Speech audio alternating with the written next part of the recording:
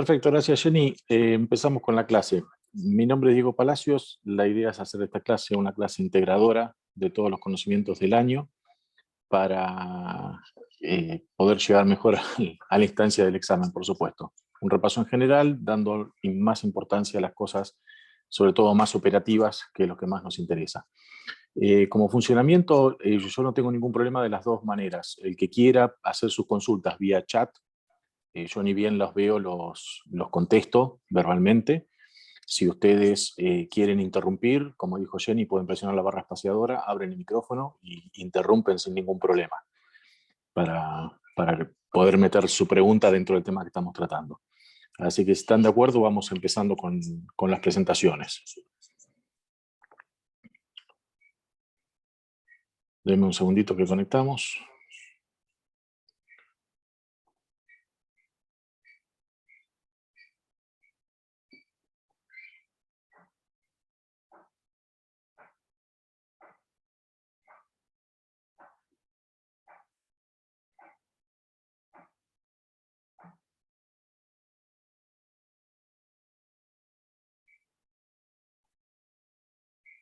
Bien.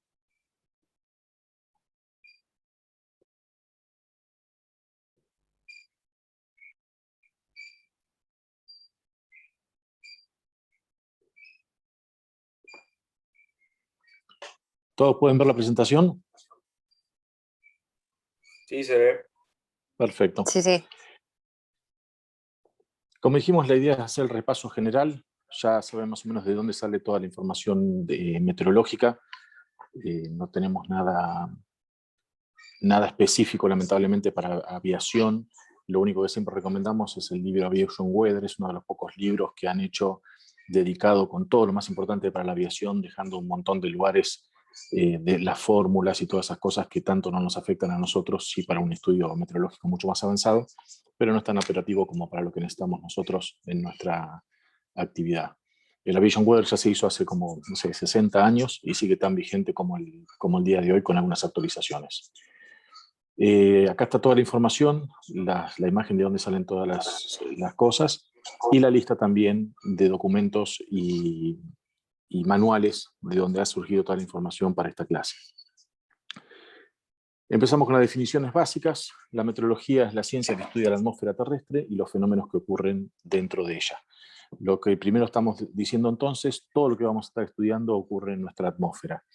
Más adelante vamos a ver también que todo lo importante y todo lo que nos importa a nosotros ocurre en la troposfera, la parte más baja de la atmósfera, parte a veces de la tropopausa. Cuando volvemos a aviones de alta performance vamos a ver que muchas veces vamos a estar volando también en la tropopausa, y vamos a ver las dos capas más importantes para nosotros. Vamos a hacer una mención a todas, pero solamente las dos más importantes para nosotros, para nuestra actividad, de acuerdo a están dadas las cosas el día de hoy.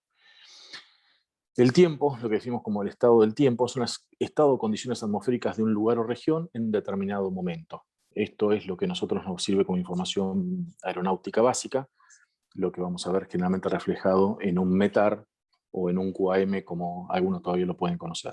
Son simplemente la descripción, la cuantificación, digamos, de las condiciones meteorológicas de un lugar determinado.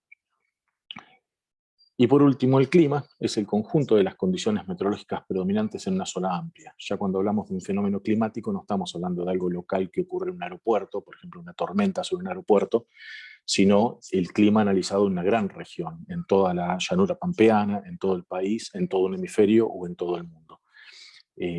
Los eventos meteorológicos tienen mucha relación, hablando de clima, hablando de grandes escalas, a esos niveles. O sea, hay fenómenos meteorológicos como una corriente en chorro que dan la vuelta al mundo. Entonces ahí vamos a ver las diferencias de escala, de magnitud que hay con cada una de estas cosas y su relación, por supuesto, entre ellas. Dentro de la meteorología hay 5 ramas: la rama sinóptica, climatológica, la parte de agronomía, digamos, para todos los estudios, son los campos y demás, toda la parte de hidrometeorología, la parte que tiene que ver con el agua, y la parte de ambiente. Nosotros las dos principales, las dos primeras son las que vamos a ver, en base a lo que es la meteorología sinóptica, que más nos interesa a nosotros, ya que estamos al día constantemente consultándolo desde nuestros celulares y demás, y la parte climatológica a nuestra escala, sobre todo a la escala país. En principio vamos a ver algo de todo el mundo, pero en general lo vamos a definir más en nuestro país, en el sur de América. Estas son las escalas que tenemos: la escala global, la escala sinóptica, la mesoescala y la microescala. La microescala, fíjense que va de 2.5 a 25 kilómetros, es lo que normalmente vamos a ver definido como las condiciones de un aeropuerto. Cuando el observador del aeropuerto nos hace una observación, nos hace un METAR, nos hace un QAM, lo que nos está haciendo es describiendo la situación que tiene, poniéndole números a la temperatura, al punto rocío, a la presión, a la observación de nubes, visibilidad y todas las cosas que vamos a ver, dentro de una escala que normalmente llega hasta las 10 millas estatuto, de acuerdo a lo que establece la OM, o sea, 16 kilómetros.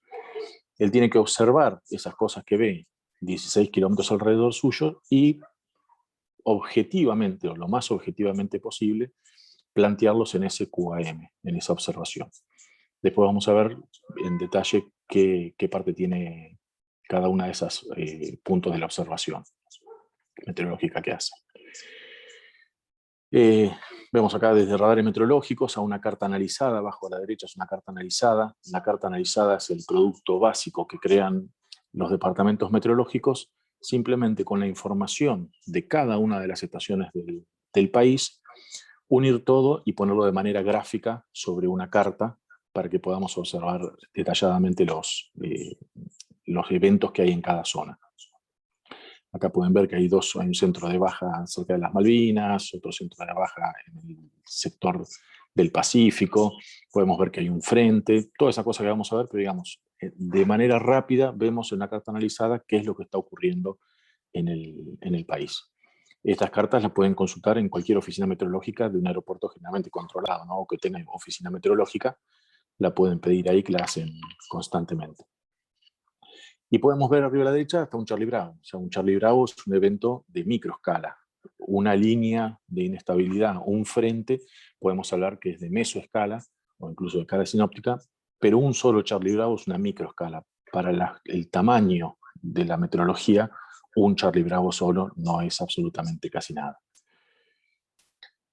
¿Por qué nos interesan todas estas cosas? Básicamente nosotros tenemos, en base a las condiciones meteorológicas, nuestra gran diferencia de nuestras dos maneras de volar. La manera de volar PFR o la manera de volar IFR.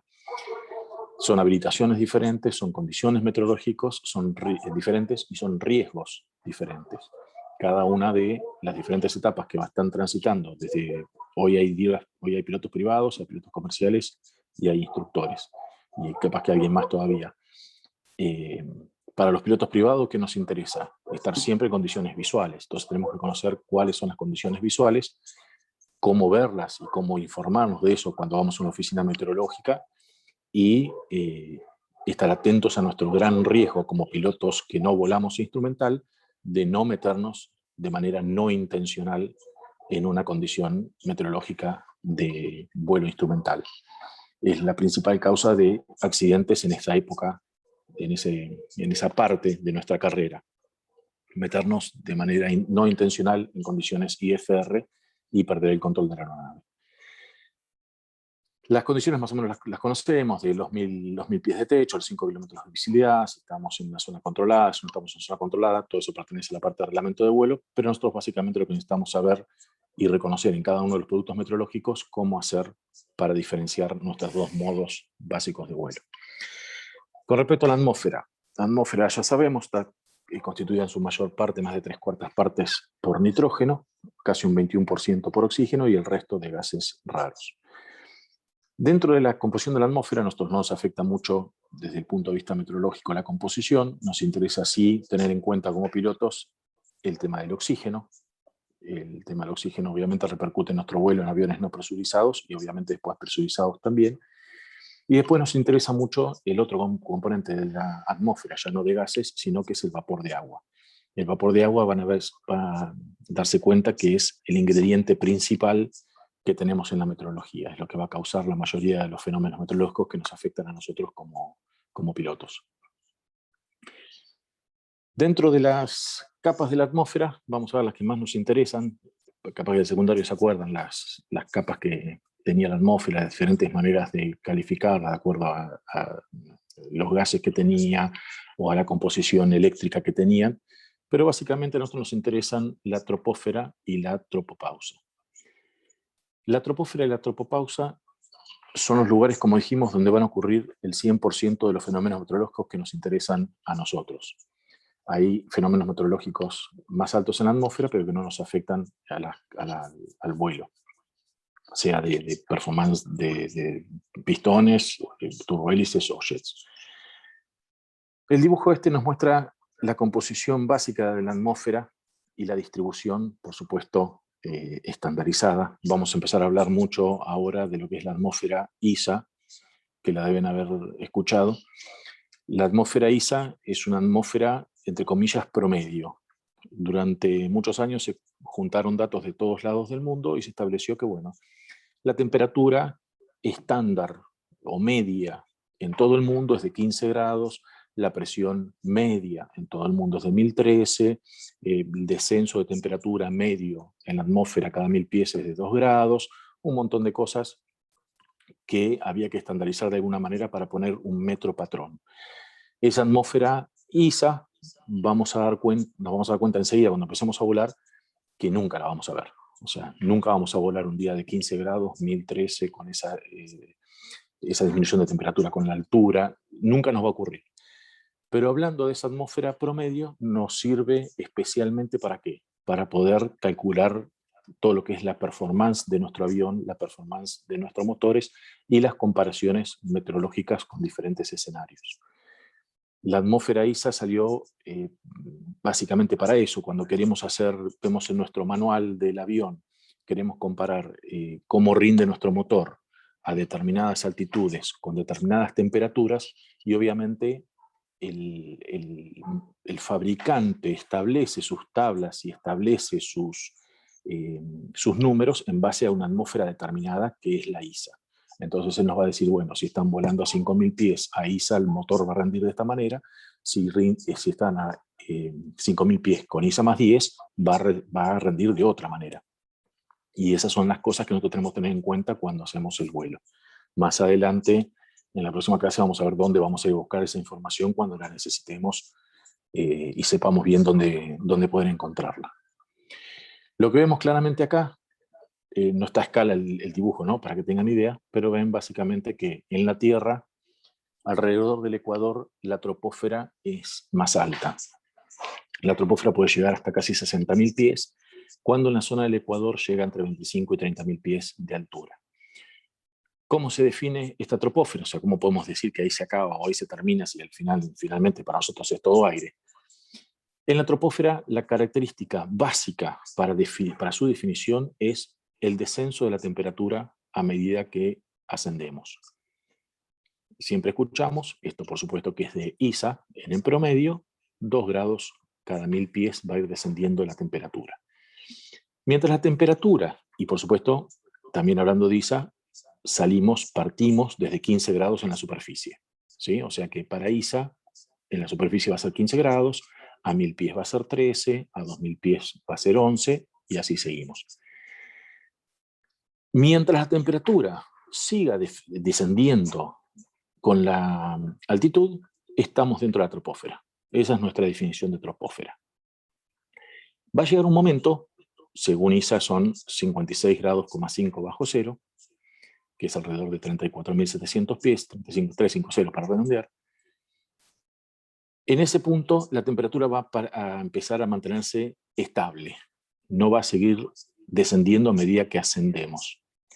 ¿Qué quiere decir esto? Que si a 350 se nos acaba la troposfera en nuestra atmósfera ISA y tenemos 56,5 grados bajo cero, cuando ascendamos a 370, suponemos, para usar los niveles cuadrantales, vamos a seguir con 56,5 bajo cero. Y cuando sigamos a 390, vamos a seguir con negativo 56,5. Eso es lo que nos define las capas de la atmósfera. Troposfera, sí o sí tiene que descender la temperatura con la altitud. Tropopausa se mantiene constante. La tropopausa es esa línea azul que ustedes vienen dividiendo la troposfera de la estratosfera.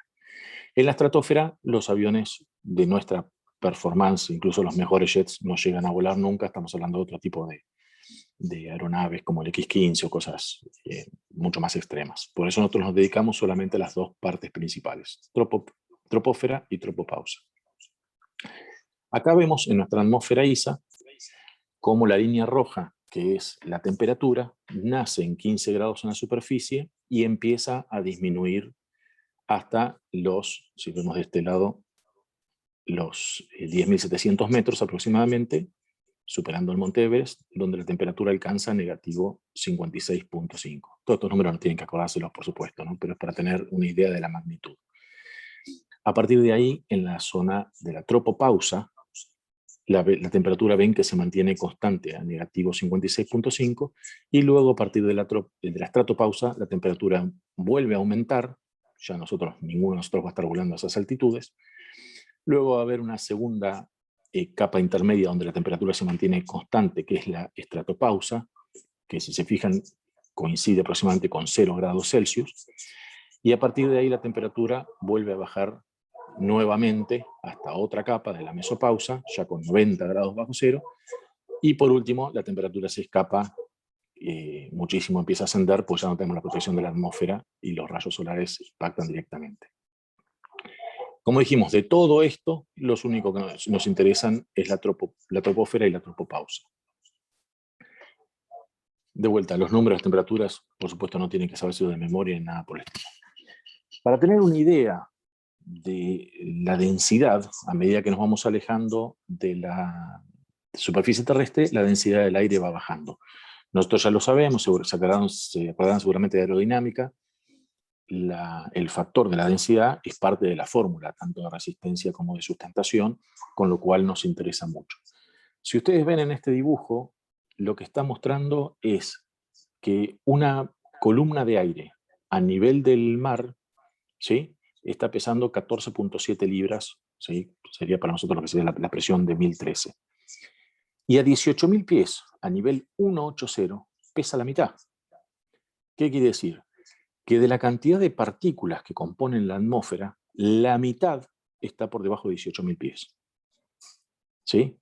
Nosotros podemos decir que cuando llegamos a 18.000 pies, ya la mitad de la densidad, de la cantidad de partículas que componen la atmósfera, ya están por debajo nuestro. ¿Sí? A medida que sigamos ascendiendo, por supuesto, se va a seguir enrareciendo el aire, se va a hacer cada vez menos denso, pero para los efectos que tenemos, tanto aerodinámicos o de performance del motor, ¿qué ventaja tenemos? Si bien la densidad va disminuyendo, también lo hace la temperatura. Entonces el motor no pierde tanta eficiencia y tampoco el ala del avión para generar sustentación. ¿Qué empezamos a darnos cuenta entonces? Que toda la cuenta va haciendo bien, pierdo densidad porque asciendo, pero la temperatura me acompaña descendiendo para ayudarme a mi performance hasta un punto, hasta que llegamos al borde de la troposfera y entramos en la tropopausa. A partir de ahí, la temperatura se mantiene constante. Entonces, ese beneficio que yo tenía del descenso de temperatura a medida que empiezo a ascender, lo pierdo. Por eso, generalmente, los niveles óptimos de los aviones siempre se van a mantener en esa zona, en el inicio, fin de la tropopausa o fin de la troposfera o inicio de la tropopausa. Porque a medida que sigamos ascendiendo, no solamente nos deja de beneficiar la baja de temperatura para poder ayudar a la performance de nuestro motor y de la aerodinámica de nuestro avión, sino que en cierto punto, cuando entremos en la estratosfera, va a empezar a ascender. Nuestra densidad sigue bajando y encima la temperatura empieza a aumentar, con lo cual económicamente, digamos, ya no cierra la ecuación para mantener un avión en esos niveles. Vamos a ver ahora cuáles son las ventajas de la troposfera y la tropopausa.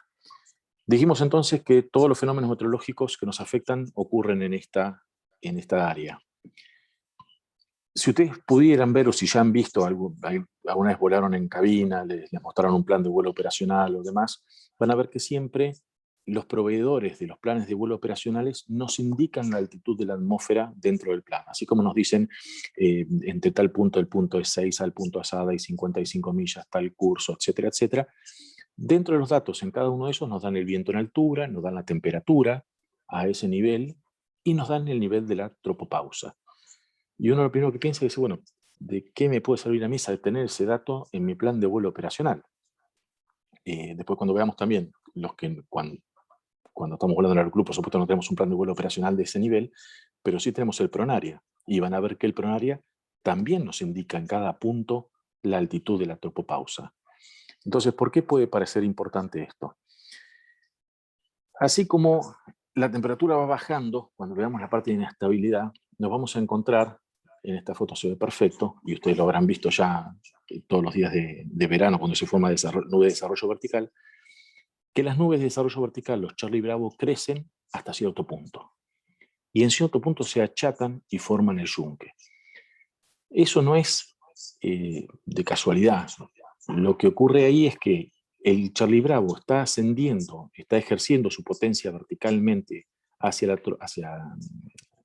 ascendiendo, digamos, hasta que encuentra un tope. Y ese tope, vamos a ver más adelante en la parte de inestabilidad, es la tropopausa.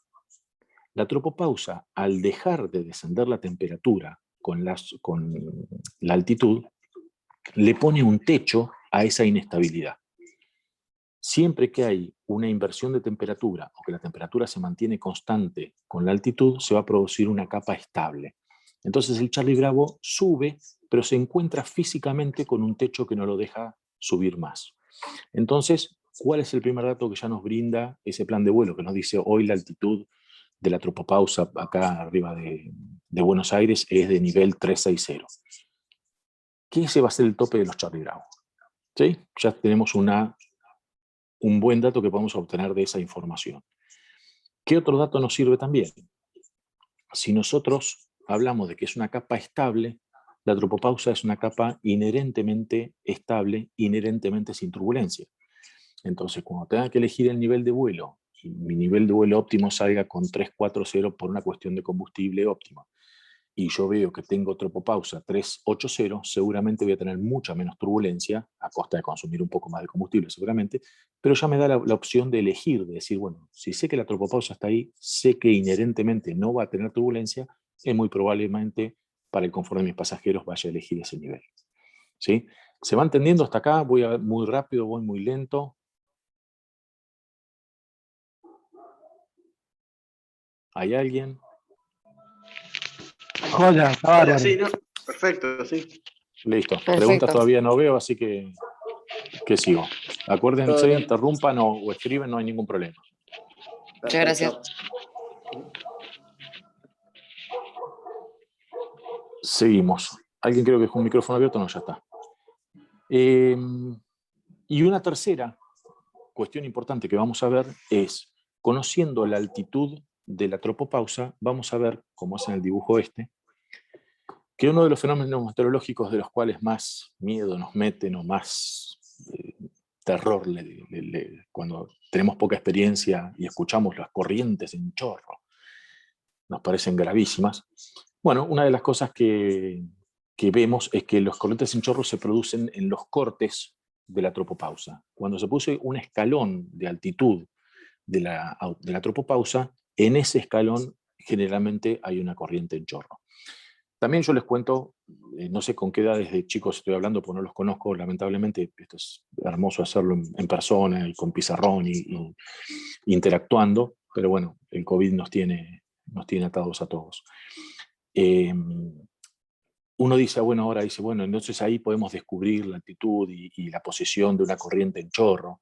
Hoy cualquiera de ustedes prende su celular, se mete en Windity, se mete en el servicio meteorológico y todas estas cosas las puede ver mucho más gráficamente de lo que uno las podía deducir antes, digamos. Hoy los productos que hay y el nivel de desarrollo de información aeronáutica que hay y encima todo es gratuito, es mucho más fácil. Pero la idea es también que ustedes entiendan por qué tenemos esta información y entender de por qué algo está ahí y hacia dónde se mueve y hacia dónde se intensifica o hacia dónde se vuelve más tranquilo. Estas corrientes en chorro también las vamos a ver más adelante, por supuesto, pero no son absolutamente nada de temer.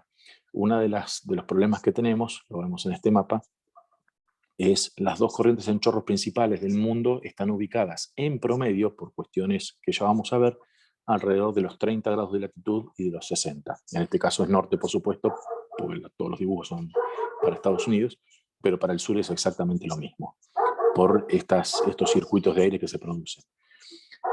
¿Qué problema tenemos nosotros? Argentina siempre, y prácticamente el 70-80% del año, está cruzado por los dos chorros. O sea, tenemos en algún lugar del país los dos chorros. A veces se juntan y es uno solo más grande, pero en general vamos a ver que de La Quiaca a Ushuaia van a estar los dos chorros siempre presentes en nuestro país.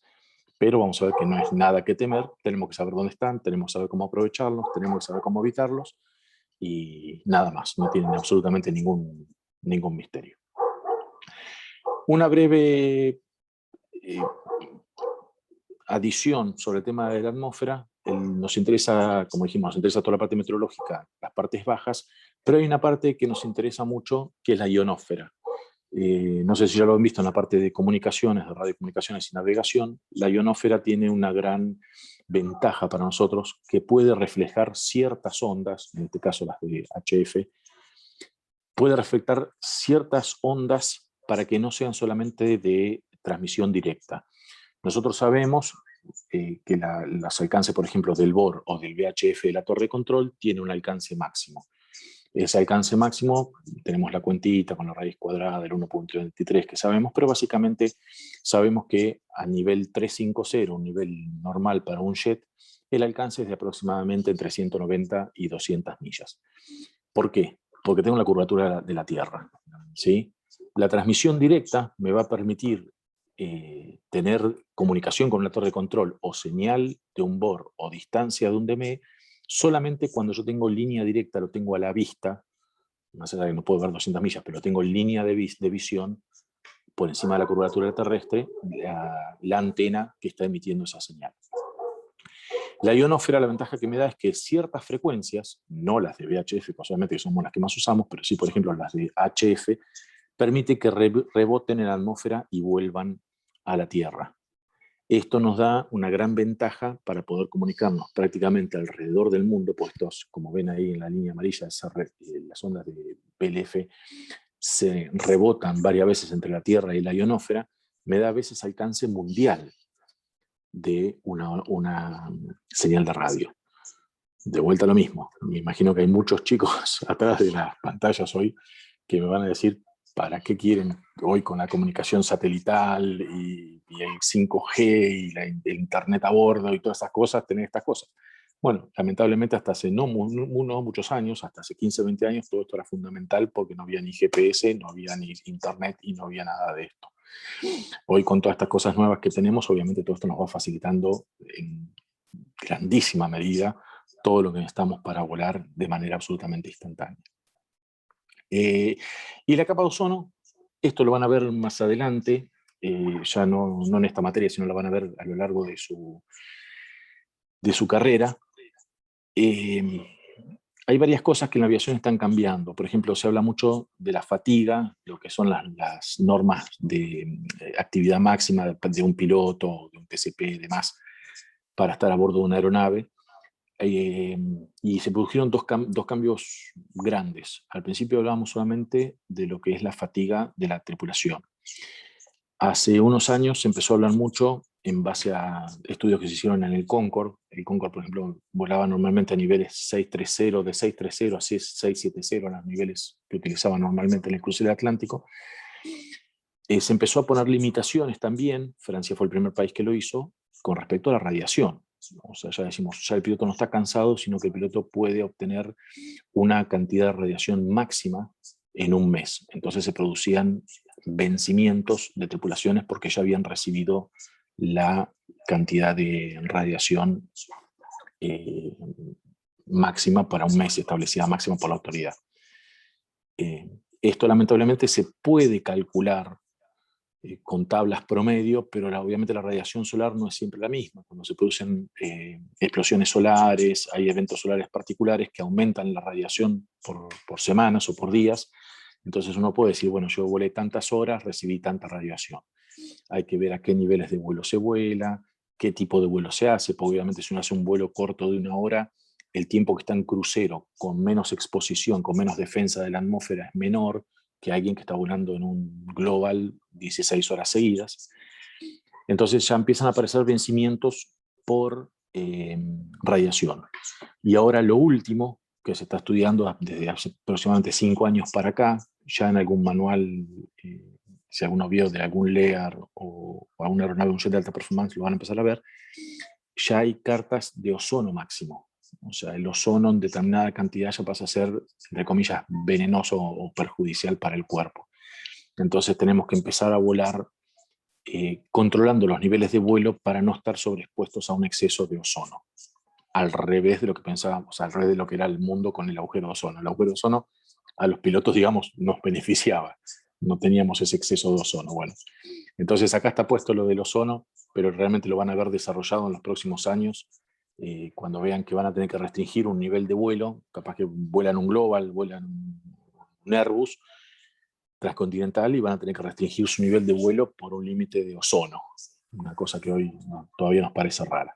Argentina ya lo empezó a implementar acá en la Patagonia, que son donde hay niveles más altos de ozono, y de niveles vuelos máximos 360, 380 que teníamos anteriormente, ahora nos están bajando a veces hasta 320, 330, para no tener exceso de ozono.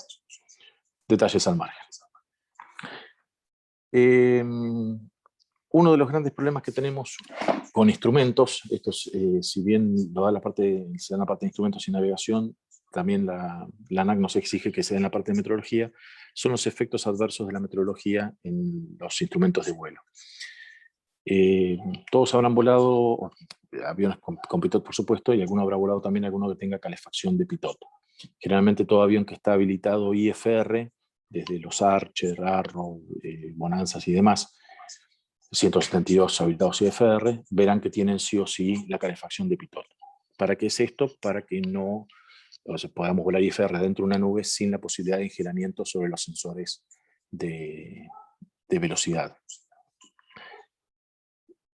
Habrán visto también cuáles son las diferentes condiciones de engelamiento que nos pueden provocar a nosotros, pero vamos a hacer un repaso rápido de cuáles son las cosas que más nos interesan.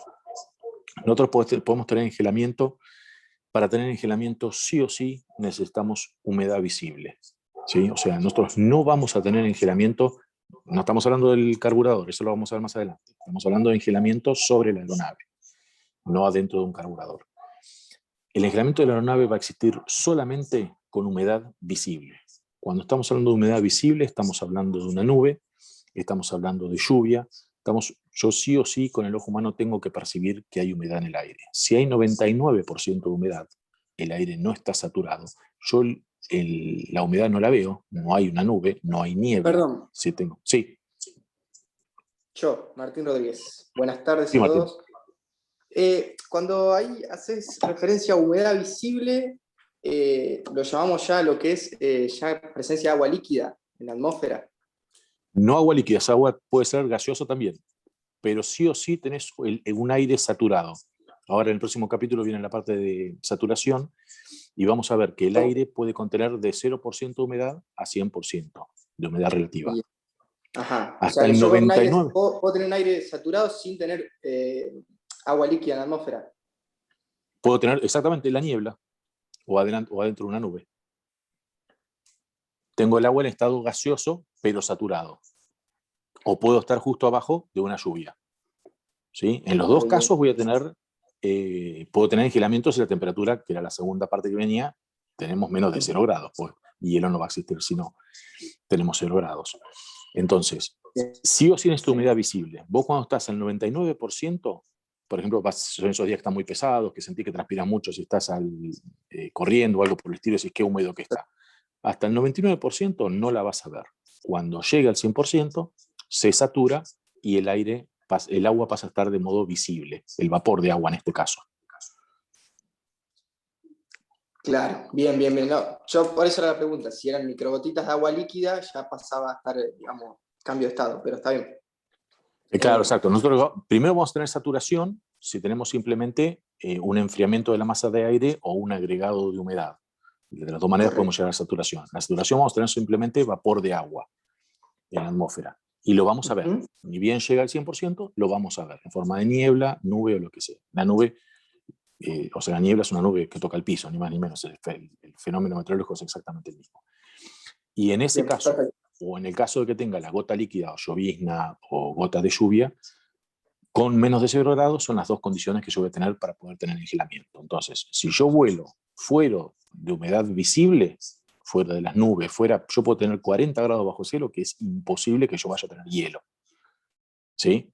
Ahora, yo me tengo que empezar a preocupar por mis instrumentos, por mi pitot, y por supuesto, pues lo vamos a ver también, engelamiento en los planos o en la hélice, o en la entrada de turbina, lo que volemos, recién cuando yo tenga humedad visible y menos de 0 grados. ¿Sí? Van a ver seguramente después con los fabricantes de cada aeronave que los fabricantes se toman su margen y dicen, por ejemplo, Boeing dice a partir de los 10 grados positivos. Si yo tengo una nube y menos de 10 grados positivos, ¿sí? Tengo que conectar los antihielos. Es más un tema legal, diría, para cubrirse y no llegar simplemente a 0. Pero yo necesito básicamente 0 para poder tener engelamiento en el avión. El primer caso que podemos tener, para ver los 3 casos diferentes, es que yo tenga engelamiento en la punta del pitot, ¿sí? Donde está la flecha azul. Recuerdan que el velocímetro funciona con entrada de presión total y de presión estática. Básicamente lo que hace él es toma lo que entra del pitot, esa presión, y le resta la presión estática. Con eso obtiene la presión dinámica, que es lo que me da la indicación de velocidad. El resto de los instrumentos, tanto el altímetro como el bariómetro, toma solamente información de la estática. Imaginémonos ahora en este pitot, entonces, que es calefaccionado. Ven que tienen 2 resistencias básicamente que se conectan. En los pitots se calientan mucho, por ejemplo, o sea, jamás lo toquen encendido, o si los llegan a tocar encendido solamente con la parte externa de la mano, no con la palma, porque encima el calor puede llevarlos a que los músculos se contraigan y lo aprieten más todavía en vez de soltarlos, y realmente se queman la mano porque levanta mucha temperatura. Incluso algunos se llegan a poner al rojo vivo. Imaginemos ahora que la falla de pitot, o falla el pitot, la calefacción de pitot, o tenemos un avión que lo estamos volando, no entendería bien por qué, pero bueno, nos metimos en condiciones meteorológicas de vuelo instrumental con un avión que no permite volar instrumental, y se nos bloquea la entrada del pitot. ¿Qué ocurre en este caso? ¿Cuál creen que va a ser la información, volando recto y nivelado en principio, de la velocidad?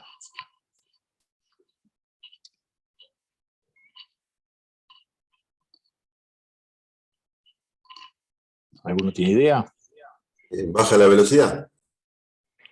En principio, la velocidad va a empezar a bajar, volando recto y nivelado. ¿Por qué? Porque yo estoy perdiendo la entrada de aire, de presión, por la parte delantera del pitot, pero yo detrás tengo un agujero de drenaje de agua. ¿Para qué? Para que todo el agua que yo pueda entrar en lluvia dentro del pitot, o la que se derrita por la formación de hielo y el calefactor lo derrite y forma agua dentro del pitot, vaya saliendo. Como ese agujero está dentro del mismo compartimiento que toma la presión, básicamente a medida que yo bloqueo el frente, solamente me voy a quedar con el agujerito de drenaje, que funciona como una estática. Entonces, pierdo presión dinámica y la presión dentro de este tubo rojo que va hacia el velocímetro se empieza a acercar hacia la presión estática. Si yo tengo presión estática que entra por el rojo y tengo presión estática que le resto por el azul, mi velocidad va a tender a 0. ¿Sí? Cuanto más se bloquee, más va a ir bajando nuestra velocidad. Estamos hablando de un vuelo totalmente recto y nivelado. Todavía no vamos a ver ascensos y descensos. Ahora, si mi formación de hielo es tan severa que me bloquea en vuelo recto y nivelado, no solamente la entrada del pitot, sino también el drenaje, ¿qué va a ocurrir? En esta zona, dentro de la cámara de presión que me envía la presión en transmisión por la línea roja, la presión que yo tenía existente va a quedar congelada, digamos. Va a ser la misma presión porque no puede ni entrar ni salir más aire. Está completamente bloqueada. Entonces mi velocidad va a quedar congelada en la misma posición que estaba. Yo ahora puedo ascender, acelerar o decelerar el avión, que la velocidad va a quedar exactamente clavada porque la presión total atrapada en el hielo dentro del pitot va a ser exactamente la misma. ¿Sí? Y ahí se produce la peor condición. Porque en ese momento, si yo veo que mi velocidad, yo estoy volando recto y nivelado, y mi velocidad empieza a caer, yo seguramente le voy a poner más potencia al motor, voy a ver la actitud de vuelo que tiene el motor y voy a sentir claramente que el avión no se va a estar desacelerando y mi velocidad cae a cero. Entonces, si se bloquea solamente el pitot, la entrada, pero el punto de drenaje, el agujero de drenaje sigue libre, cuando caiga a cero me voy a dar cuenta que ya es imposible, por la actitud del avión y por la potencia que el avión tenga esa velocidad. Entonces sería más fácil, entre comillas, de poder detectarlo. El problema es que si se me congeló completamente y la información de presión total que entra por el tubo rojo del velocímetro se mantiene constante, cuando yo empiece, por ejemplo, a descender, empiezo mi descenso, el puerto estático va a empezar a registrar más presión, porque estoy disminuyendo. Cuando el valor rojo se mantiene constante y el valor azul que se le está restando aumenta, ¿qué va a ocurrir con mi velocidad? Va a empezar a disminuir. Ese es el famoso que el velocímetro empieza a funcionar como un altímetro. ¿Sí? De vuelta a lo mismo. En descenso sería más detectable. Yo puedo darme cuenta, porque ya conozco mi avión y sé con qué actitudes vuela, que bajo la nariz, mantengo la potencia y la velocidad empieza a bajar, me va a llamar de alguna manera la atención, decir, no puede estar en esta condición. Tengo 30 o 28 pulgadas de admisión, tengo 2.400 vueltas, tengo 3 grados de nariz abajo. No puede ser que no esté con esta velocidad y que encima la velocidad me esté bajando. Podría también, es peligroso, pero podría llegar a detectarlo. ¿Cuál es la peor condición? Si esto se me bloquea y yo quiero ascender. ¿Por qué? Porque ahí sí va a ser más difícil detectarlo en cuanto a que a medida que ascienda, el velocímetro me va a indicar más velocidad de la que yo tengo. ¿Cuál va a ser mi reacción? Levantar la nariz para volver a buscar a mi velocidad. Aumento la nariz, el ángulo de pitch, por supuesto, ¿no? Aumento mi régimen de ascenso. La presión estática disminuye más rápido, indica mayor velocidad todavía. Entonces, más levanto la nariz, más velocidad me indica. Puedo darme cuenta o puedo llegar a la pérdida, que es lo que ha ocasionado tantos accidentes. Accidentes desde el 727, uno de los más famosos, o sea, no estamos hablando de un PA-11, estamos hablando de aviones ya muy desarrollados, hasta, por supuesto, cualquier avión del Aeroclub. Entonces, si todo se bloquea, funciona como un altímetro, el velocímetro. Si solamente se bloquea la entrada del pitot, pero el drenaje sigue abierto, mi velocidad va a ir cayendo lentamente a cero hasta que se bloquee completamente por hielo. Ojo, hablamos de hielo. Hubo muchos accidentes que ustedes habrán conocido, unos fueron por arañas y otros fueron por abejas, que habían hecho nidos dentro del pitot. Un avión que permaneció, uno fue un 757 muy famoso en el Caribe. Lo dejaron sin las fundas, era un vuelo charter que estaba una semana en una isla y esperaba a los pasajeros y volvía. Ahí en un caso no recuerdo si fueron el de las arañas o el de las abejas, que hicieron nido adentro, les bloqueó el pitot y se terminaron matando todo con un 757 cayendo verticalmente al mar. Eso es un resumen lo más rápido posible de lo que son las fallas de instrumento de acuerdo a hielo. Más o menos claro hasta ahí. Si no tienen dudas, sigo con los siguientes temas. Perfecto. Bueno, me alegro. Estaba mirando la hora para darles un recreo en un ratito. Otra cosa que nos interesa a nosotros es la temperatura de la masa de aire. ¿Sí? En este cuadrito, la estándar es lo que definimos hoy como ISA, es la atmósfera de dibujito promedio de todo el mundo que no se da en ningún lado, pero así como dijimos que los fabricantes de los motores y los aviones calibran y nos muestran sus potencias y sus performances en base a la atmósfera ISA, lo mismo hacen los instrumentos. El altímetro básicamente, ¿qué es? Un indicador de presión, ¿sí? Él está midiendo, si yo lo tengo seteado en 1013 en la ventanilla de Colsman, y él está censando 1013, ¿qué me va a indicar en mi altímetro? 0. A medida que yo empiece a ascender y él empieza a censar 1012, 1011, 1010, lo va a transformar, de acuerdo a una tabla, de acuerdo a la relojería del altímetro, me lo va a transformar en una información de altitud. ¿Qué problema hay? Él no puede hacer ese cambio con cada tipo de atmósfera diferente. Él lo va a hacer solamente con ISA. ISA establece, hay toda una tabla gigante que dice, bueno, si 1013 está en el peso, a tantos metros, generalmente son 8 metros a niveles bajos, a 8 metros va a haber 1012, a 16 metros va a haber 1011, y hacen toda una tabla absolutamente de una atmósfera estándar para indicar la altitud, para transformar esa información de presión que está censando, que es lo único que censa el altímetro, transformarlo en una información de altitud. ¿Qué pasa? Si yo tengo una columna de aire más fría, el caso de la izquierda, el caso azul, esa atmósfera más fría es más pesada. Entonces va a estar más comprimida con respecto al peso, cada una de esas variaciones de presión relacionadas con la altitud, que una atmósfera, por ejemplo, caliente como es la roja de la derecha. En los 3 puntos de arriba, como indica el cartel, dice igual presión. Vamos a suponer que en la atmósfera estándar esa presión, él está volando 1000, hay 1013 en el piso, ¿sí? La misma presión en el piso, y él está volando a una altitud que son 1000 milibares. ¿Sí? 1000 milibares hay en la parte alta de la columna fría, en la parte alta de la columna estándar y en la parte alta de la columna caliente. Entonces, yo cuando esté volando en una atmósfera más fría, necesariamente voy a estar más cerca del piso de lo que voy a estar en la atmósfera estándar, para lo cual está calibrado el altímetro. Y de manera opuesta, en la masa de aire caliente voy a estar más alto con respecto al piso de lo que está calibrado el altímetro.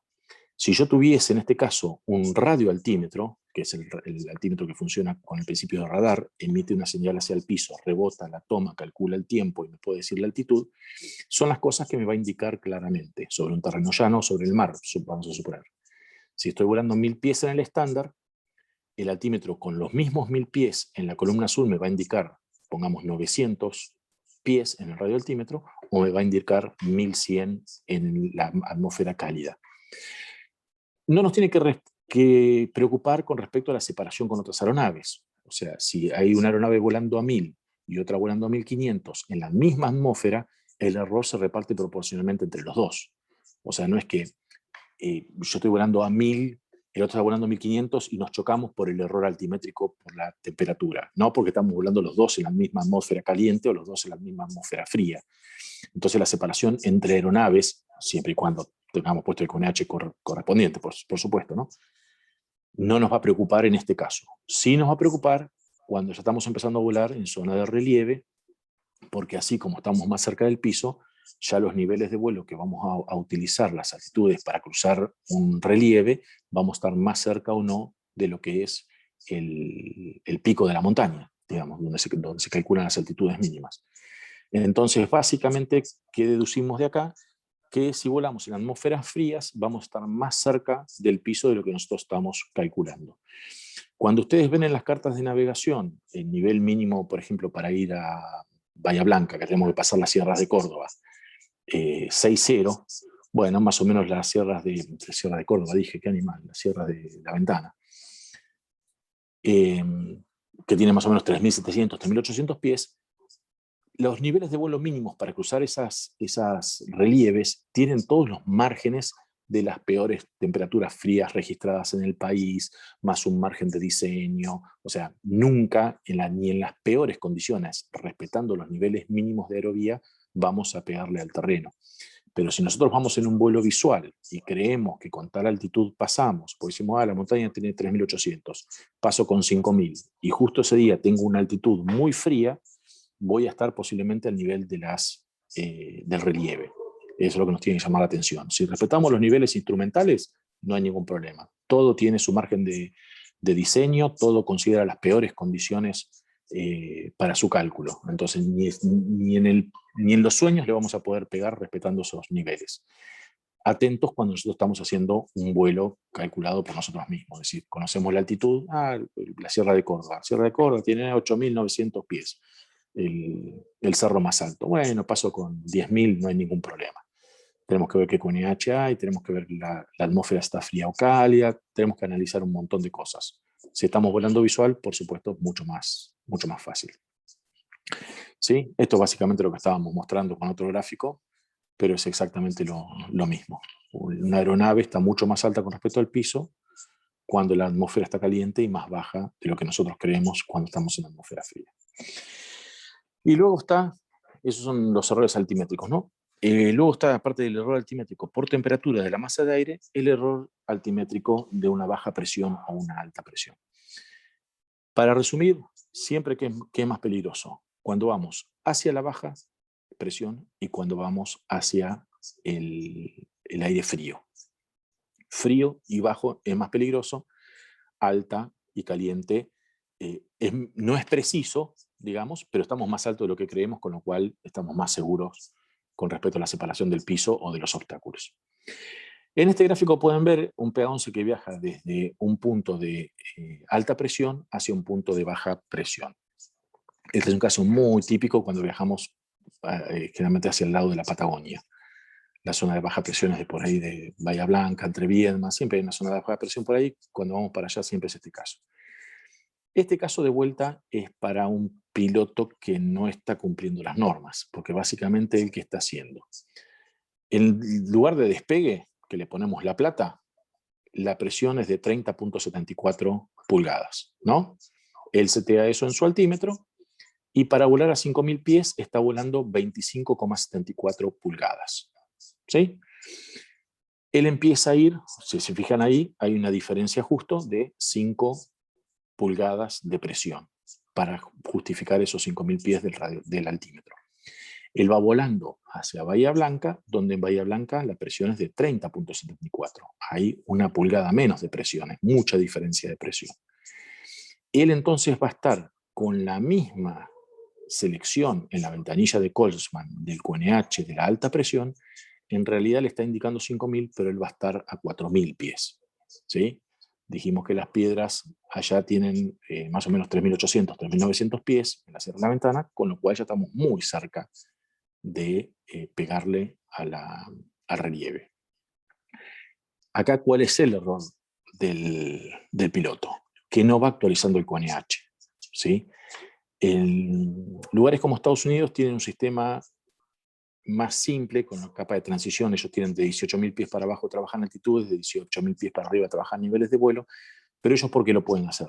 Porque tienen cientos de miles de lugares que generan información meteorológica. Acá lamentablemente en Argentina hay muy pocos. Para la extensión de país que tenemos, los informes, por ejemplo, de acá a Bahía Blanca podemos salir con el QNH de La Plata, podríamos preguntar en el camino el QNH de Las Flores, el de Tandil, y ya llegamos a Bahía Blanca.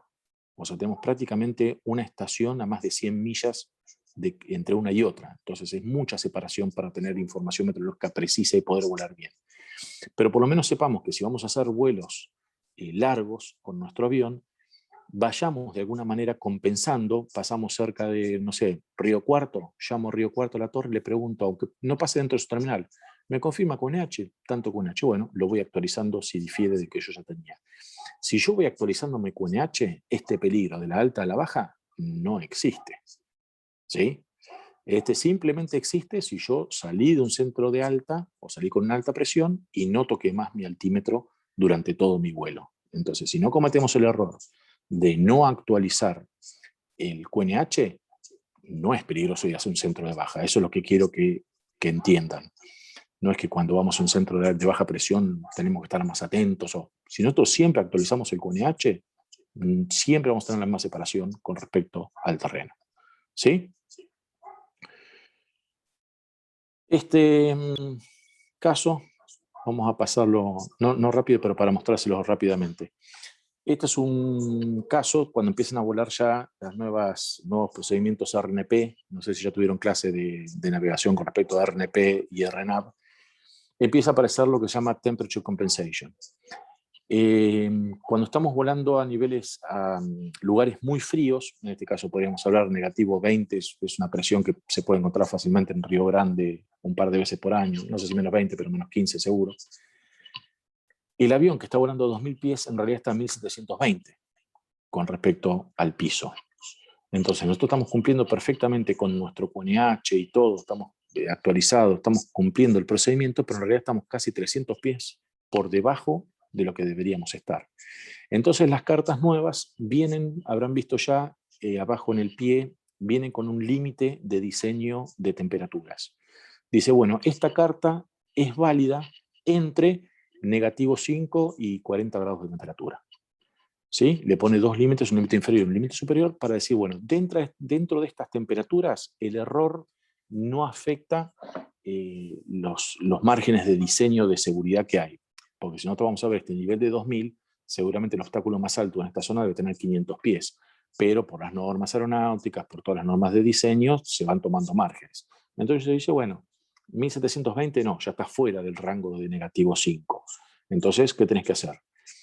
Si tu aeronave lo permite, que la mayoría de los aviones nuevos hoy lo permiten, se ingresa a la función de Temperature Compensation. Uno ingresa en el FMS la temperatura de la estación y él automáticamente va a corregir las altitudes a las que uno tiene que volar.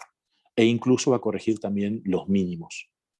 Entonces, por ejemplo, si estoy volando a un Lear 75, una aeronave muy nueva hoy, cuando haga Temperature Compensation, en este que me dice 2000, en el viraje de procedimiento, realmente él me va a poner 2280. ¿Sí? Él me va a decir, vos descendé hasta 2280.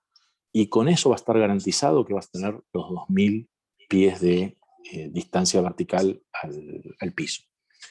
Ese Temperature Compensation hace que nuestro vuelo sea muchísimo más preciso y que nos permita volar fuera de los márgenes de diseño de la carta. Porque a veces voy a tener que ir a Río Gallegos, Río Grande, Calafate, son lugares que más se me ocurre que se salen a veces de temperatura de diseño, y esos días, en teoría, solamente puedo ir a volar una aeronave que tiene la posibilidad de hacer la compensación de temperatura y que el mismo avión nos diga qué altitudes tenemos que volar para poder garantizar esta distancia al piso, que básicamente es seguridad. Seguimos. Nociones básicas, esto es más informativo, pero para que tengamos una idea de qué son las diferentes cosas que vemos nosotros cuando vemos un mapa mundi. El Ecuador, no tenemos ninguna duda, es la distancia equivalente entre el polo norte y el polo sur. Polo norte y polo sur están, por supuesto, determinados por el eje de giro de la Tierra. Y la Tierra sabemos que está torcida. Exactamente cuánto, su eje de giro con respecto al plano de traslación alrededor del Sol, 23.27 grados. ¿De dónde nos sale fácil eso? Los trópicos. Nosotros siempre decimos el trópico de Cáncer, el trópico de Capricornio, y nunca entendimos bien qué es cada cosa.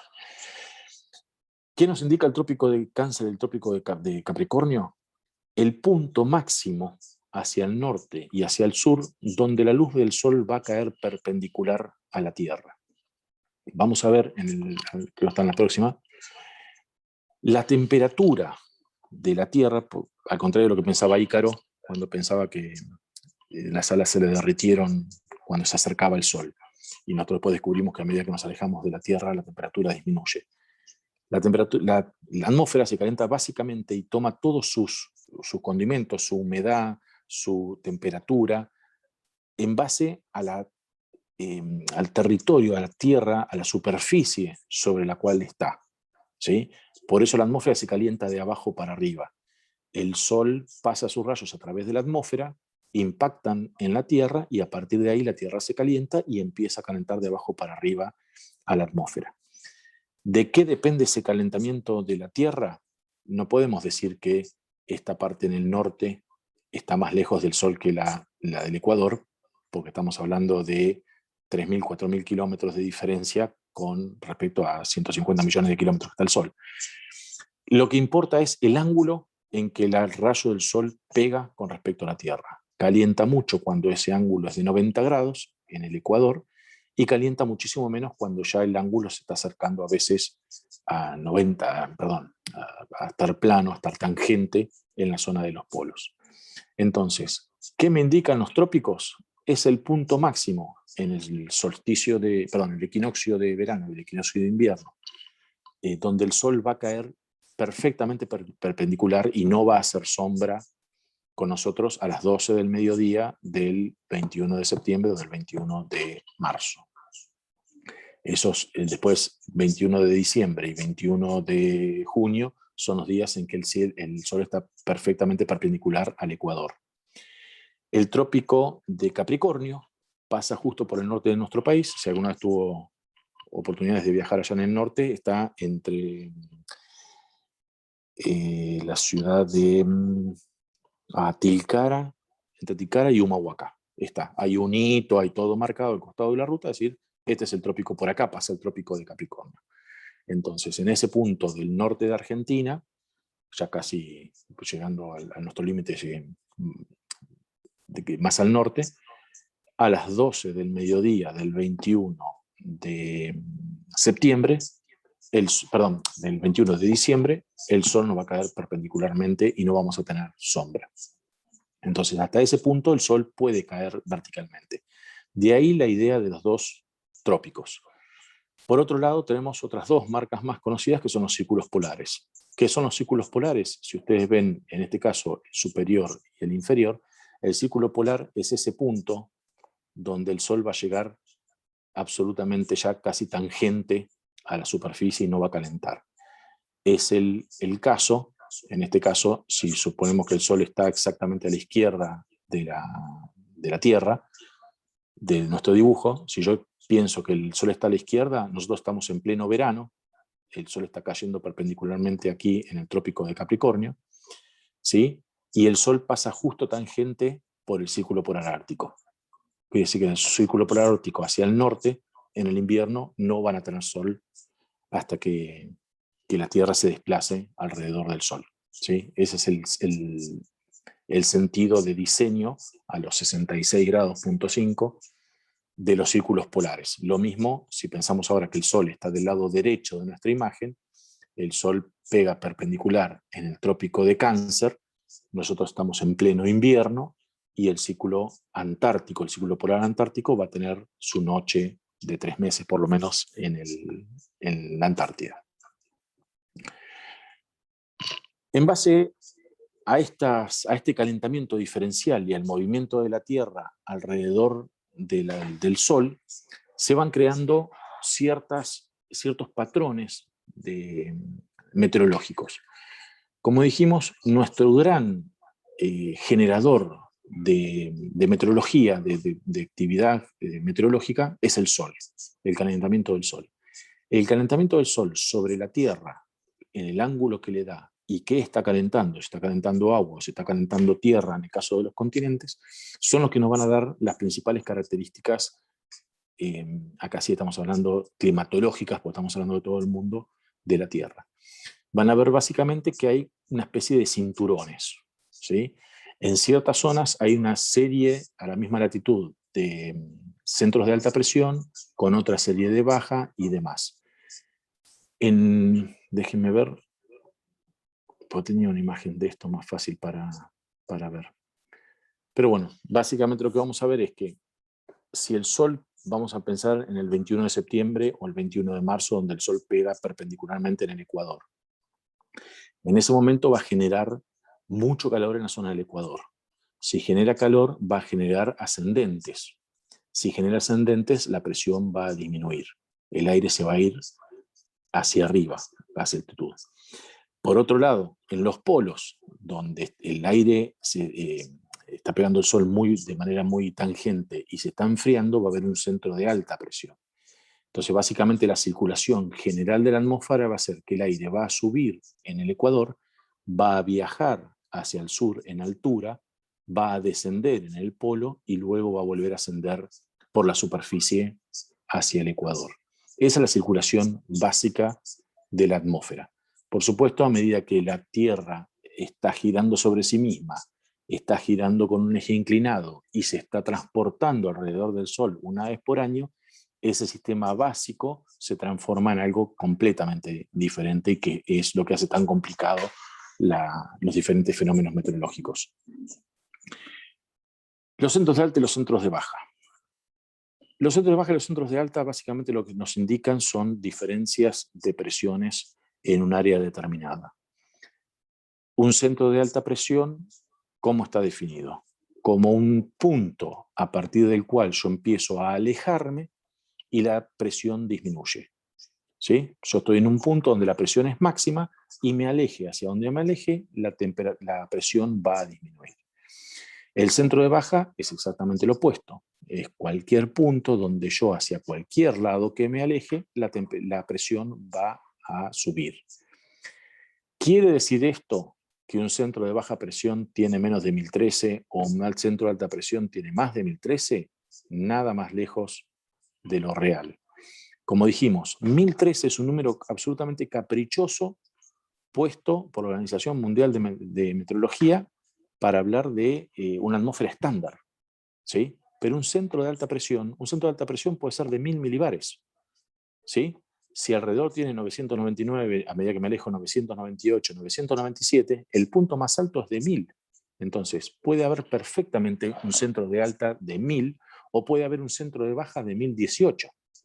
Cuando empiezan a volar a la Patagonia lo van a ver bastante frecuentemente, porque no tiene nada que ver esa atmósfera estándar para definir alta o baja. Alta o baja depende de qué ocurre alrededor de ese centro. Los centros de alta y de baja, imagínense, funcionan exactamente igual que el agua del inodoro cuando lo vemos, para qué lado gira. El centro de baja presión en el hemisferio sur donde estamos nosotros, por Coriolis, gira en sentido horario. En el de alta presión, los vientos giran en sentido antihorario. En ese centro de baja presión y centro de alta presión, entonces, se producen dos fenómenos que nos van a empezar a afectar mucho la planificación de nuestros vuelos. En el centro de baja presión, si ustedes imaginan que el aire está girando en sentido horario, van a ver también que el centro de baja presión, al tener menos presión, es como que succiona aire hacia la atmósfera, hacia arriba. Entonces los vientos van a estar girando en sentido concéntrico y acercándose hacia el centro de baja presión. Es el caso que vemos acá el libro le pone borrasca básicamente, pero digamos, el viento en superficie se empieza a acercar hacia el centro de baja presión y lo sube hacia la parte más alta de la atmósfera y luego se dispersan en la atmósfera alta. El centro de baja presión es al revés, por eso le dicen anticiclón, le dicen ciclón, nada que ver con un ciclón de viento, pero le dicen ciclón al centro de baja presión y anticiclón al centro de alta. El anticiclón produce el sentido contrario. Como es un centro de alta presión, el aire está bajando hacia la superficie y luego se expande hacia afuera en sentido antihorario alrededor del centro de alta presión. ¿Por qué nos interesan estos centros de alta y de baja? Definen un montón las condiciones meteorológicas de un territorio grande como por ejemplo la Argentina. Ustedes pueden ver acá en esta carta analizada, en ese momento había 3 centros de alta presión que nos estaban afectando y 2 centros de baja presión en todo el país. Sí, es una situación bastante común, varios centros de alta y varios centros de baja. ¿Con qué relacionamos esos centros? Esperen que me adelanto un poquito, así lo hacemos más fácil. Lo que pasa es que tengo que ir hasta inestabilidad. Entonces se los cuento ahora y después lo repasamos, no hay ningún problema.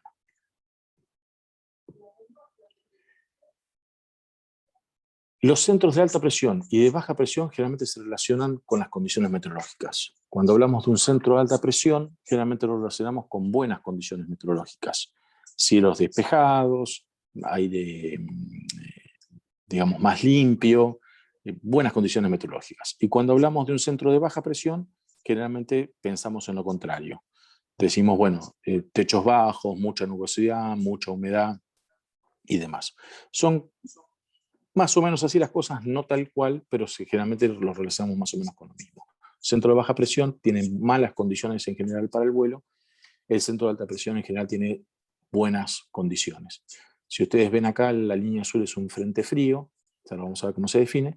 Básicamente siempre atrás de un frente viene un centro de alta presión, que fue lo que pasó hace unas horas acá por Buenos Aires, y vemos que las condiciones meteorológicas, después de que pasa un frente con lluvias y viento, automáticamente se despeja y nos da condiciones óptimas para el vuelo.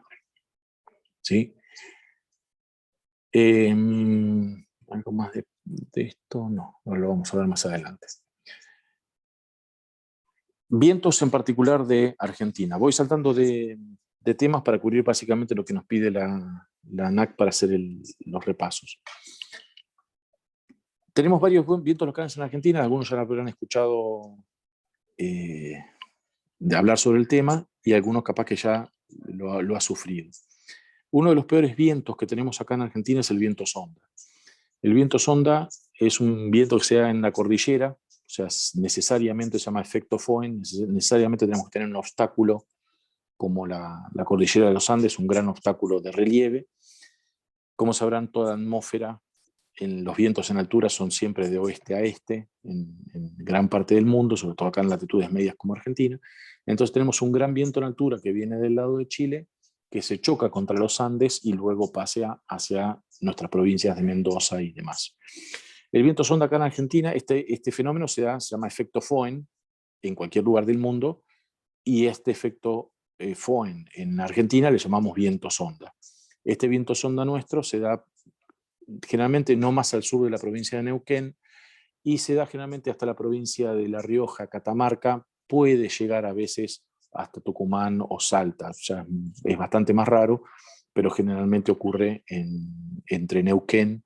Los peores lugares son Malargüe, San Rafael, Mendoza, San Juan y ya casi llegando a La Rioja. Esa es la zona crítica. ¿Qué ventaja tiene el viento sonda? Que es muy fácilmente pronosticable. O sea, si uno se toma el trabajo antes de hacer su vuelo de llamar a meteorología de Seiza o al departamento meteorológico si uno trabaja en una empresa o demás, este viento es absolutamente pronosticable. O sea, ellos pueden saber 2 o 3 días antes prácticamente entre qué hora y qué hora se va a producir este fenómeno meteorológico, como para uno pueda replanificar el vuelo y no operar en estas condiciones.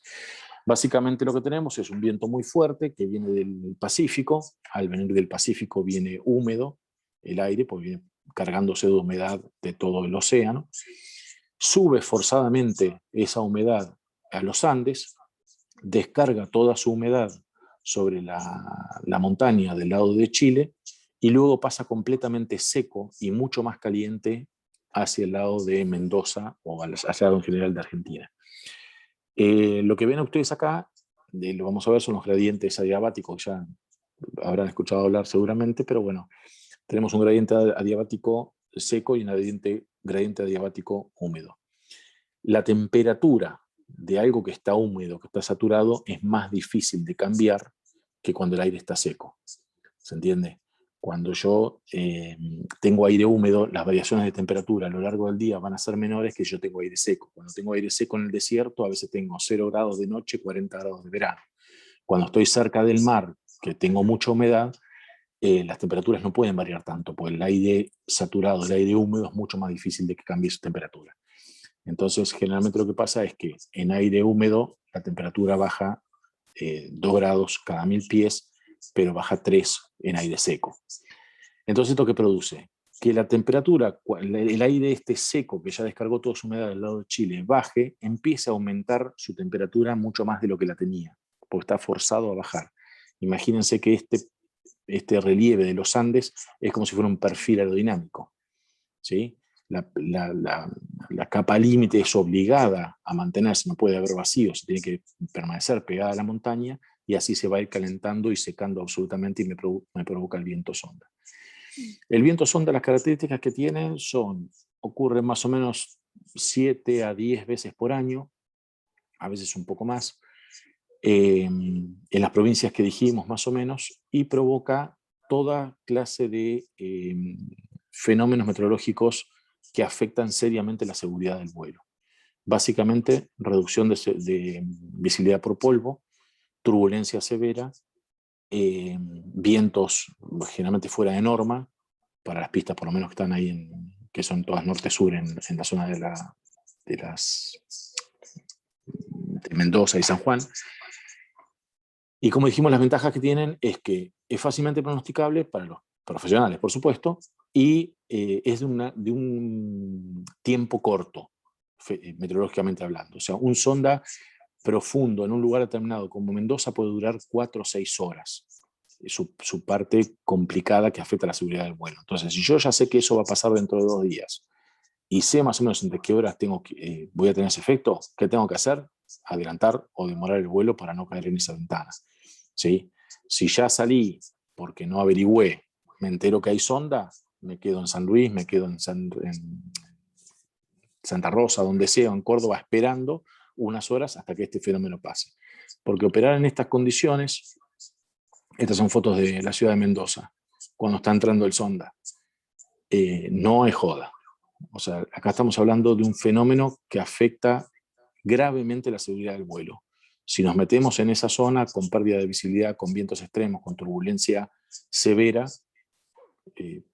hay riesgo de vida, ni más ni menos. ¿Sí? Generalmente ya cuando entran en el aeropuerto ya lo pasan bajo mínimos, porque la visibilidad se reduce a 200, 300 metros por polvo, así que ya no hay duda que no podemos operar, pero capaz que nos vemos tentados a decir, bueno, no, pero viento sonda, pero yo voy igual. No se puede. El otro viento que nos afecta mucho, y principalmente este sí, en nuestra zona, es la sudestada. La sudestada está relacionada generalmente a un centro de baja presión, como vemos acá, que se establece en la zona de Uruguay, y un centro de alta presión que tenemos en el norte de la Patagonia. Si ustedes se imaginan, ahí están con las flechas, que el centro de baja presión gira en sentido horario y el de alta presión gira en sentido antihorario, vemos que lo que está haciendo básicamente, como muestra la flecha roja, es inyectar aire húmedo de manera muy fuerte en el Río de la Plata. ¿Qué características nos da esta sudestada? También por eso muchas de las pistas como Aeroparque, Seiza, las principales, están todas orientadas hacia el sudeste, casualmente para también estar cubiertos por esto. Techos muy bajos, vientos muy fuertes, por lo menos gracias al diseño de Aeroparque, Seiza, nos da vientos por lo menos orientados con la pista. Mucha lluvia, mucha llovizna, mucha reducción de visibilidad por esos fenómenos y techos bajos. Entonces, si bien la operación IFR es posible con pistas sin tener fuera de límites, digamos, por viento, los vientos son fuertes, son arrachados y nos da condiciones meteorológicas durante muchas horas. La sudestada generalmente ya estamos hablando de que dura a veces más de un día o 2 días. La ventaja que tenemos es que es también fácilmente pronosticable, porque los meteorólogos van evaluando las posiciones de estos centros de alta, de baja y cuándo la posibilidad de que esto ocurra con días de anticipación. Y la otra ventaja que tiene es que es absolutamente local para nuestra zona. O sea, como vemos ahí en el sombreado, yo puedo estar acá con una sudestada, pero en Junín está completamente despejado, ¿sí? O en Rosario. A veces una sudestada muy profunda puede llegar hasta la zona de Rosario, pero ya es extremadamente raro. Lo que más afecta es desde la zona de la costa argentina, nuestra zona de Buenos Aires y la zona de Montevideo, Punta del Este y Colonia. O sea, todo lo que es el estuario del Río de la Plata. Donde nos alejamos un poquito, vamos a tener condiciones excelentes de vuelo, no va a haber ningún problema. Fíjense que incluso para el lado de la provincia de Buenos Aires estamos yendo hacia un centro de alta presión, con lo cual seguramente vamos a tener cielos despejados, buenas condiciones visuales para el vuelo.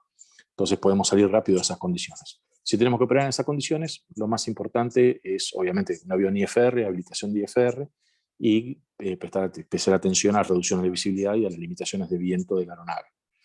¿Sí? Cambios de estado, ya en 5 minutos los dejo unos minutos y tomamos un descanso para hacer después la segunda parte. Los cambios de estado del agua. Dijimos también que aparte del motor principal que tenemos, del sol y cómo influye en la Tierra, el principal ingrediente de todos los fenómenos meteorológicos es el agua. ¿Cuál es el que más nos interesa a nosotros de todos estos intercambios? Es la saturación del aire, que algo hablamos ya. El aire contiene humedad, una cantidad determinada de humedad de gramos de agua por metro cúbico. A medida que el aire es más caliente, tiene mayor temperatura, puede mantener en ese mismo metro cúbico de aire más cantidad de agua, ¿sí? Más cantidad absoluta. Entonces podemos hablar de humedad relativa, ¿sí? Este es el cuadro. Si ustedes ven, a 20 grados, la curva más rosa es de la humedad del 100%. A 20 grados, más o menos, permite 15 gramos de agua por kilo de aire, y a 30 grados permite 30. Entonces vamos viendo que a medida que la temperatura aumenta, el aire puede contener muchísima más agua dentro de su masa que a temperatura fría. Si estamos con 0 grados, solamente puede obtener 2 o 3 gramos de agua por kilo de aire. Entonces, mayor temperatura, mayor cantidad de agua que puede tener ese metro cúbico de aire. Ese metro cúbico de aire va a tener lo que se llama una humedad relativa, la que más nos interesa a nosotros. ¿Por qué? Porque a mí no me interesa saber cuántos gramos tiene en sí esa cantidad de aire. Lo que me interesa es que esté lejos de la saturación, para el caso de la aviación. ¿Qué es la saturación? Como dice, cuando una masa de aire contiene la máxima cantidad de vapor de agua admisible a una determinada temperatura, que es lo que habíamos visto recién, es decir, que la humedad relativa llega al 100%, el aire está saturado. Hasta el 99% nosotros no vamos a ver esa humedad en el aire. El 100% la humedad se hace visible con esta reducción, en este caso es una niebla en una aproximación a una pista de categoría.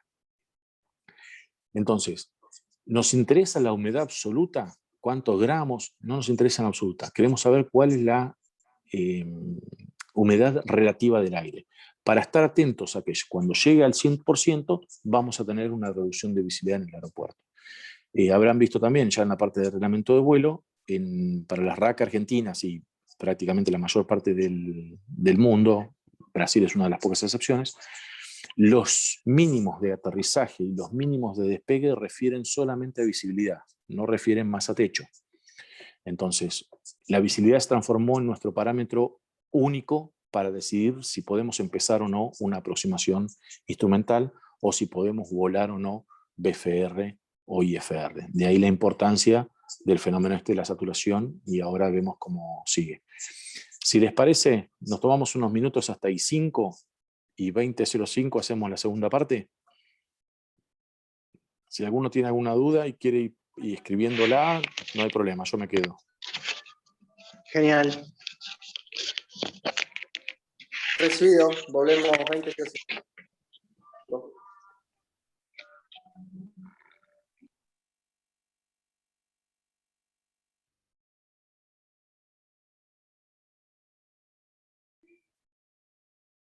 Y seguimos después el miércoles que viene.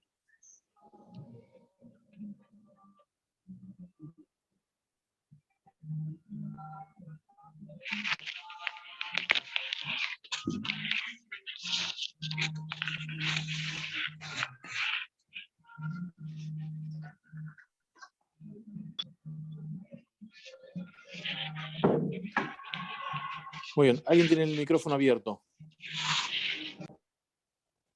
Ahí está. ¿Me escuchan bien todos? Seguimos entonces con el tema de saturación. Como dijimos, podemos llegar a la saturación de dos maneras distintas. De ahí salen las dos nieblas que más nos van a afectar, que es, de alguna manera tenemos que llegar al 100% de humedad relativa de esa masa de aire. Podemos llegar a una misma masa de aire que todavía no está al 100%, la puedo enfriar, o a esa misma masa de aire que no está al 100% le puedo agregar masa humedad. De las dos maneras voy a poder llegar al 100% de humedad y me va a aparecer el fenómeno de la niebla. Cuando ustedes hablan de niebla, seguramente a algunos les debe haber comentado, siempre tenés que mirar la temperatura y el punto de rocío. Exacto, la temperatura y el punto de rocío son dos datos que tenemos en el METAR, en la información del aeropuerto, que nos dicen de temperatura 20, punto de rocío 15, que nos da una idea del grado de saturación de la masa de aire. Si la temperatura alcanza al punto de rocío, o sea, disminuye hasta alcanzar la temperatura punto de rocío, cuando se igualen, vamos a tener un fenómeno meteorológico de neblina o de niebla según aplique. Para ese dato, también ustedes dirán en el TAF, vamos a ver la semana que viene, que uno de los datos que nos da es la temperatura máxima y la temperatura mínima prevista para las próximas 24 horas. Entonces, ¿qué me está diciendo? Y vos tenés una temperatura hoy en Ezeiza de 15 grados de punto de rocío. ¿Cuál es la temperatura mínima de mañana que se prevé? 15 grados. Bueno, entonces, por más que ahora tenga 20, puedo empezar a deducir que en algún momento de la noche voy a tener visibilidad reducida. Si tengo la temperatura de rocío en 15 y me dice que la temperatura mínima va a ser de 18, me estoy quedando tranquilo también de que el aire no va a llegar a saturarse y de que no voy a tener problemas de visibilidad. Como dijimos, en Argentina desde el 2006, tanto para despegues como para aterrizajes, la única limitación legal que tenemos para operar en un aeródromo es la visibilidad. ¿Sí? No existen más los mínimos de techo porque determinaron que eran estimativos y no reales. La visibilidad yo la puedo medir. El observador tiene puntos conocidos que se miden especialmente para ver a qué distancia está, entonces se determina si lo ve o no lo ve y con una tabla puede calcular la visibilidad que tiene el aeródromo. Y mejor aún los RBR, ahora lo vamos a ver, que son indicadores bien objetivos de medir de la visibilidad en donde más nos interesa a nosotros, que es el primer tercio de la pista. Esto con respecto a la visibilidad. En la saturación, lo que vemos también es el primer caso que hablamos, que es a una masa de aire que yo ya tengo, la enfrío lo suficiente como para llegar a ese punto de rocío, como para llegar a esa condensación. Esta figura que vemos es el caso típico de verano. Esta es una nube de convección. Las nubes de convección son las nubes que crecen gracias a ese aporte de aire húmedo que viene desde la Tierra, ¿sí? El nube de convección no significa que ya sea un Charlie Bravo. El Charlie Bravo es la manifestación máxima de esa nube de convección. Pero la nube de convección, la más pequeña de todas, es la que conocemos todos como los cumulitos del buen tiempo o el Charlie Uniform. Ese cumulito es la expresión mínima de esa nube de convección. ¿Qué significa esto? El sol calienta la Tierra, genera burbujas de aire caliente que empiezan a subir en la atmósfera, como sube un globo con aire caliente de la misma manera, por menor densidad. Empieza a subir esa humedad, esa masa de aire con su humedad contenida y se empieza a enfriar. Esa temperatura que se empieza, masa de aire que se empieza a enfriar, todavía como no llega al 100% de su humedad, o sea, su temperatura no alcanza su temperatura de punto de rocío, vemos que esa masa de aire no la podemos visualizar. ¿Hasta dónde no la podemos visibilizar? Hasta que llega al nivel de condensación. A ese nivel de condensación, que es un nivel de condensación específico para cada día, depende de la temperatura y el punto de rocío de la masa de aire que tiene por debajo, a partir de ese punto de condensación, de ese nivel de condensación, vamos a empezar a visibilizar esa humedad que está ascendiendo. Si alguno de ustedes ha volado planeador, saben que exactamente debajo del cumulito está la térmica. Es casualmente esta masa de aire que está ascendiendo que no la podemos ver. Si esa térmica llega a un nivel de condensación, podemos ver el cumulus a partir de ese punto. Por eso ustedes cuando están volando en el típico día de verano con todos los cumulitos del buen tiempo y demás, ustedes van a ver cuando están llegando a la altura de condensación con la aeronave que es la base de las nubes es completamente recta. O sea, es un punto a partir de, y igual para toda la zona. Uno ve que a partir de esa altitud se forma la nube solamente ya que ha alcanzado su nivel de condensación. Este nivel de condensación se produce porque la temperatura y el punto de rocío no disminuyen al mismo tiempo con la altitud, en la misma magnitud. Entonces, en algún momento la temperatura va a alcanzar a su punto de rocío. Si, por ejemplo, en el piso, acá donde dice tierra caliente, tenemos una temperatura de 30 grados y un punto de rocío de 15, seguramente cuando se encuentren los dos en el nivel de condensación, vamos a estar hablando que va a estar la temperatura de, por ejemplo, dijimos 30 por 15 y va a estar en 10 por 10. Por ejemplo, los dos van a ir disminuyendo, tanto la temperatura como el punto de rocío, pero el punto de rocío muchísimo más lento que la temperatura. Entonces, necesariamente en algún punto se van a encontrar y se va a producir la nube a partir del nivel de condensación, de esa base donde empezamos a visibilizar porque llegó al 100% esa humedad. Ese cumulus tiene dos posibilidades. Si lo visualizamos y la corriente ascendente que tiene no es muy potente y no hay inestabilidad en el aire es estable, el cumulus va a permanecer en una forma muy pequeña e incluso, ni bien se corte ese flujo de ascenso desde la tierra caliente, el cumulus va a desaparecer y constantemente van a estar formándose y disipándose este tipo de nubes. Este mismo cúmulus pequeñito del buen tiempo, si tiene los condimentos necesarios, si ese aporte de aire húmedo desde el piso caliente es suficientemente fuerte, y si las condiciones de inestabilidad de la masa de aire son las necesarias, va a seguir creciendo hasta lo que es un cúmulus potente o cúmulus congestus, el que conocemos bien como repollo, y si tiene todavía más energía y más inestabilidad, va a seguir hacia la forma del Charlie Bravo. O sea, todo Charlie Bravo empezó con este pequeño cumulito, con esta formación. Y luego, en base a los condimentos que tenga de potencia, cantidad de humedad e inestabilidad de la masa de aire, se va a dar la condición de que va a seguir hacia una tormenta o se va a quedar simplemente como un pequeño cúmulo del buen tiempo y va a desaparecer y se va a generar otro y va a generar esta cadena. ¿Qué ventaja tenemos conociendo este nivel de condensación? O sea, seguramente todos deben haber volado entre cumulitos. Cuando volamos por debajo, en nuestro avión, en toda esta zona donde están las flechas rojas, ¿qué nos vamos a encontrar? Turbulencia térmica, turbulencia del aire caliente, esas burbujas de aire que suben y ocasionan la turbulencia por el cambio de vector de viento. Toda turbulencia está provocada por un cambio en el vector de viento relativo que tiene nuestra aeronave. Si el avión está el cielo está completamente calmo, no hay turbulencia, el vector de viento es constante. Si yo tengo un vector de viento que me viene de abajo, en este caso como un ascendente, o tengo cortantes de vientos horizontales, eso es lo que ocasiona siempre una turbulencia. Dentro de la nube, yo voy a tener el mismo problema, porque ahora que tengo esta misma columna de aire que está subiendo, que hasta el nivel de condensación era invisible, pero que a partir del nivel de condensación pasa a estar saturada y la puedo visualizar. Adentro de la nube, aparte de tener condiciones IFR que no corresponderían si no tenemos la habilitación, voy a tener turbulencia también. Pero ¿qué ventaja tengo? Si yo veo que el cúmulus no sigue expandiéndose, no sigue a su fase de Charlie, de cúmulus potente o congestus, o de Charlie Bravo, de cúmulus nimbus, sé que no hay inestabilidad.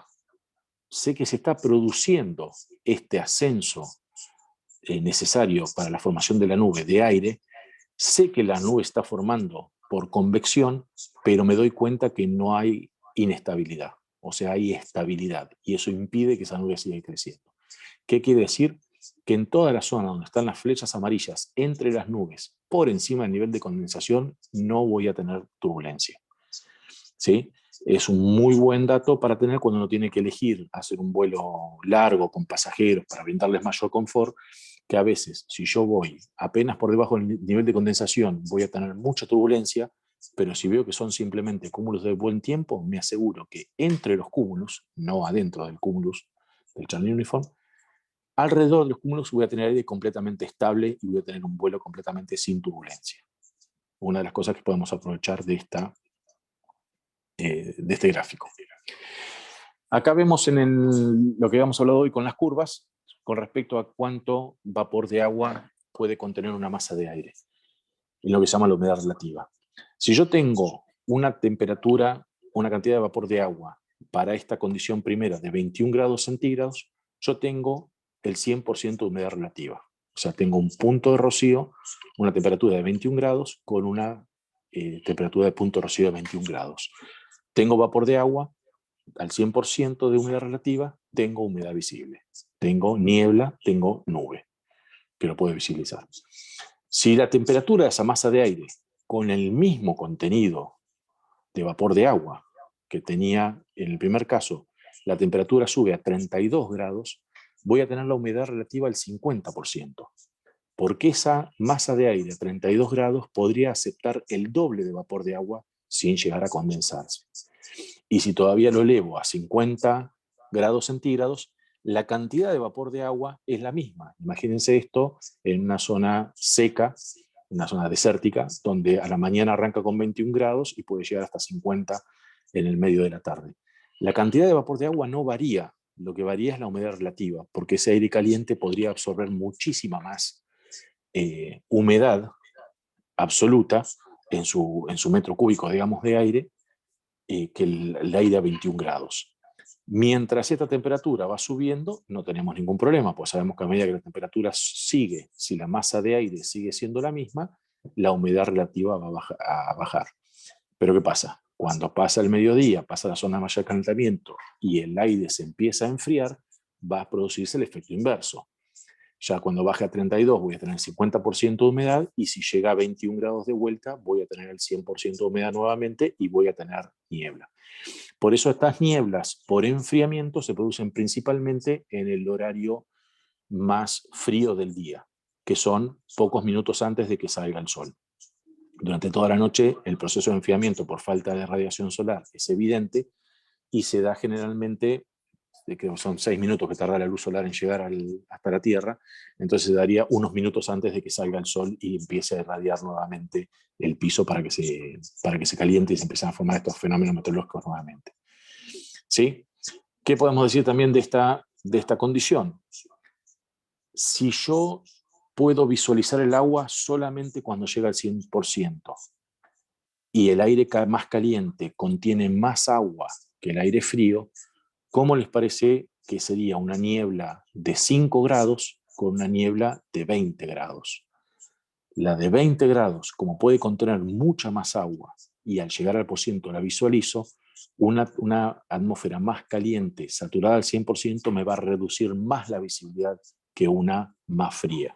¿Sí? Por eso a veces las peores nieblas se dan cuando las temperaturas están acá en la zona de Ezeiza, que son normales con 17, 18 grados de temperatura, que es una temperatura bastante alta, pero así todo con 100% de humedad, tengo una visibilidad reducida, a veces hasta 100 metros, que cae por debajo de lo que es la categoría 3 de aterrizaje de Ezeiza. ¿Podrías repetir Sí. eso, por favor, esa última parte? Sí. De por qué se puede dar con una temperatura relativamente alta como tenemos acá. Siempre, no importa la temperatura a la que se dé, ¿sí? La niebla se da sí o sí con el 100% de humedad relativa.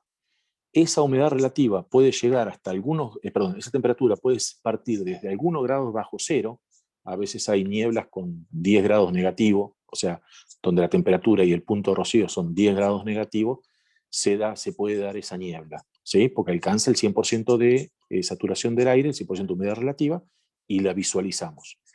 Pero a 10 grados bajo cero, la cantidad de agua que tiene esa masa de aire es muy pequeña comparada a la que tiene, por ejemplo, a 20 grados bajo cero.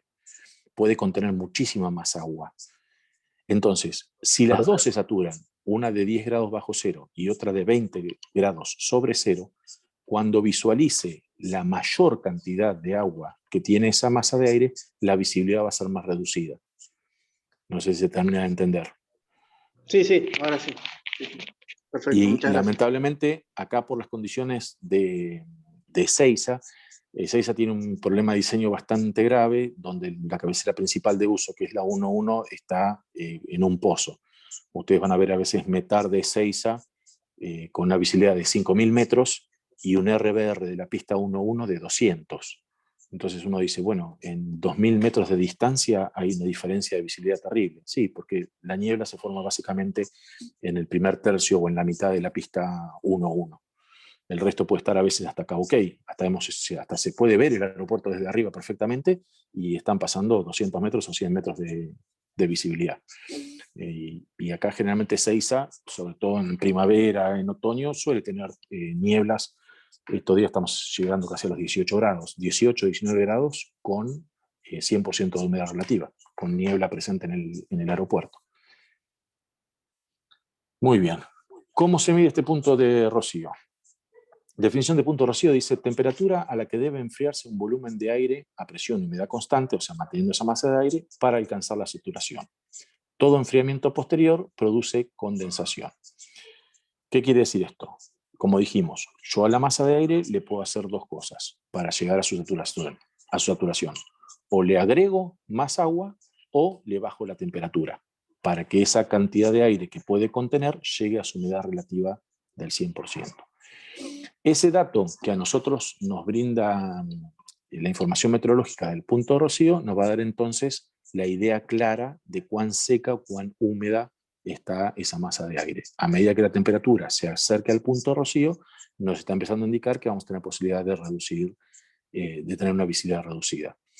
¿Cómo se hace esto? Este instrumento acá no lo usan, que sería algo más lindo, se usa simplemente esto. En el abrigo meteorológico, que es esa cabina elevada a 2 metros que ven blanquita con unas persianitas en todos los aeropuertos donde están todos los sensores meteorológicos, hay 2 termómetros. Un termómetro normal, el de la izquierda, que mide la temperatura del aire, y otro termómetro que es exactamente igual, del mismo modelo, con la misma escala exactamente igual, pero que está embebido en una gasa con agua, que constantemente tiene que estar lleno ese receptáculo para que esté bien húmedo. Entonces, así da la temperatura de punto rocío, como lo ven ahí. La temperatura de aire es más alta, la temperatura de punto rocío siempre es más baja. Hasta a lo sumo pueden ser iguales. No hay posibilidad de que el aire se enfríe por debajo de su punto de rocío. ¿Sí? Una vez que la temperatura llega al punto de rocío y alcanza la condensación, la temperatura no puede físicamente seguir bajando. Con lo cual, el punto de rocío parece un dato simple del METAR, de la información meteorológica que nos pasa la torre o que está en el ATIS, pero es un dato que nos va a dar un montón de cosas, vamos a ver también en las próximas clases, de información que nos sirve mucho. El punto de rocío, lo primero que nos está diciendo es, esta va a ser la temperatura mínima del día. Si yo hoy tengo una temperatura de 13 grados de punto de rocío, la temperatura no puede caer por debajo de 13 grados. Entonces ya sé que esa va a ser mi temperatura mínima. Por supuesto que si la temperatura llega a 13, tengo un segundo dato, voy a tener niebla. Entonces otra cosa más que puedo ya ir deduciendo de ese punto de rocío. Y más adelante lo vamos a sumar a la inestabilidad, que vamos a ver que generalmente con temperaturas de punto de rocío mayores de 18 grados, vamos a tener muy probablemente inestabilidad de la masa de aire que va a producir que ese pequeño cumulito que se armó pueda seguir creciendo hasta un Charlie Bravo. Entonces son todas informaciones que me da ese simple dato de la temperatura de punto de rocío. Esto ya lo hablamos. Sí, esto no tenía nada más que decir. Bueno, y acá vamos a un capítulo que con este termino hoy, así no los entretengo 15 minutos más, hasta el 40 y los largo hasta el fin de semana, hasta el miércoles que viene, pero es un punto de la inestabilidad que a veces cuesta entenderlo, pero es la base de la meteorología severa de los Charlie Bravo. ¿Cómo se define estabilidad o inestabilidad? Igual que todo lo que vimos en física. Cuando nosotros arrojamos un objeto y ese objeto tiende a detenerse, o sea, a perder su inercia, estamos en unas condiciones estables.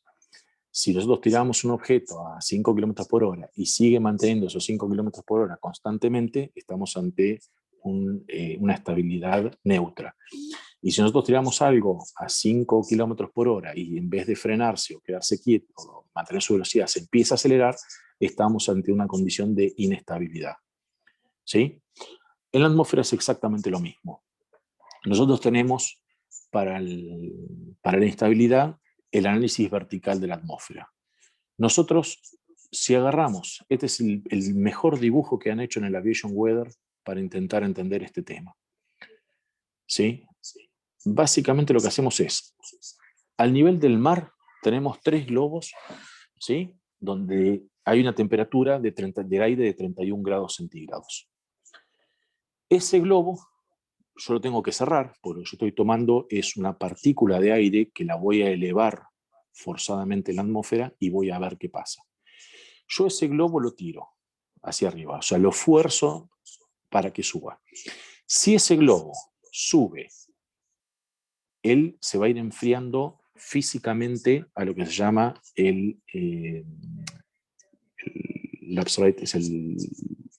por el proceso adiabático. Él se va a ir enfriando por el proceso adiabático que sigue lo que es la atmósfera ISA, ¿sí? Que son 2 grados cada 1000 pies. La temperatura del aire que lo rodea va a variar, depende cada día, ¿sí? Vamos a ver el caso más fácil. El primer caso es el del medio, donde yo agarro ese globo de 31 grados y lo fuerzo, siempre tiene que haber un disparador, en este caso yo lo fuerzo a empezar a subir. Cuando el globo alcance los 5000 pies, el globo va a estar a 16 grados de temperatura, porque va a bajar de acuerdo a las condiciones físicas ideales de esa masa de aire dentro del globo. pero la temperatura de aire exterior es de 18 grados. El globo a 16 grados con la temperatura externa a 18, ¿qué va a hacer? Descender. Tiene menos temperatura, tiene más densidad, el aire, ese globo va a bajar. Esta es una condición estable. Yo fuerzo una masa de este globo, imagínense ahora que es esa masa de aire que se calienta en un campo arado con el sol y se dispara hacia arriba, ¿no? La imagen que habíamos visto hoy de las térmicas y de los cumulitos. Yo fuerzo esa masa de aire, sube hasta cierto punto y se encuentra con que el aire alrededor está más caliente que esa masa de aire. Si esa masa de aire que empezó a subir ahora está más fría que su entorno, empieza a descender nuevamente. Yo tengo una atmósfera estable. No se llega a formar el cumulito, no llego al nivel de condensación. ¿Sí? Ese es el caso más fácil y el que ocurre normalmente, les diría, 2/3 partes del año en la atmósfera, donde generalmente no hay nubes, no hay cumulitos y la atmósfera está estable. El caso a la derecha es el caso que menos ocurre, digamos, donde donde la estabilidad es neutra, donde ese globo que lo subo de 31 grados hasta 5.000 pies llega a 16 grados y se encuentra que justo su entorno también está a 16 grados. Entonces ese globo ni sube ni baja, se queda en esa posición. Esa es una estabilidad neutra. El caso que nos preocupa es el primero.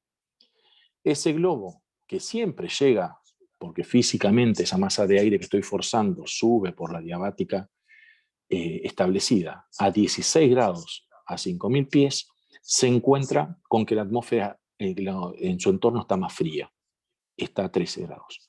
Entonces, ¿qué hace esa masa de aire, ese globo? Sigue subiendo. ¿Sí? Entonces, algo que yo disparé forzadamente del piso, ahora no lo puedo frenar, porque a medida que ese globo sube, la atmósfera que está alrededor se enfría más rápido que la física ideal de esa masa de aire. ¿Sí? ¿Qué tengo que pensar entonces? Pues uno relaciona generalmente inestabilidad. Cuando yo hablo de inestabilidad, Charlie Bravo y todo eso, enseguida asocio calor, verano. Sí, en el calor y en el verano tengo los condimentos de altas temperaturas, por lo cual tengo altas cantidades de humedad, porque el aire caliente me acepta más aire, pero tengo que entender que no solamente necesito esa alta temperatura para generar el disparador inicial de esa térmica, cumulito y posteriormente Charlie Bravo.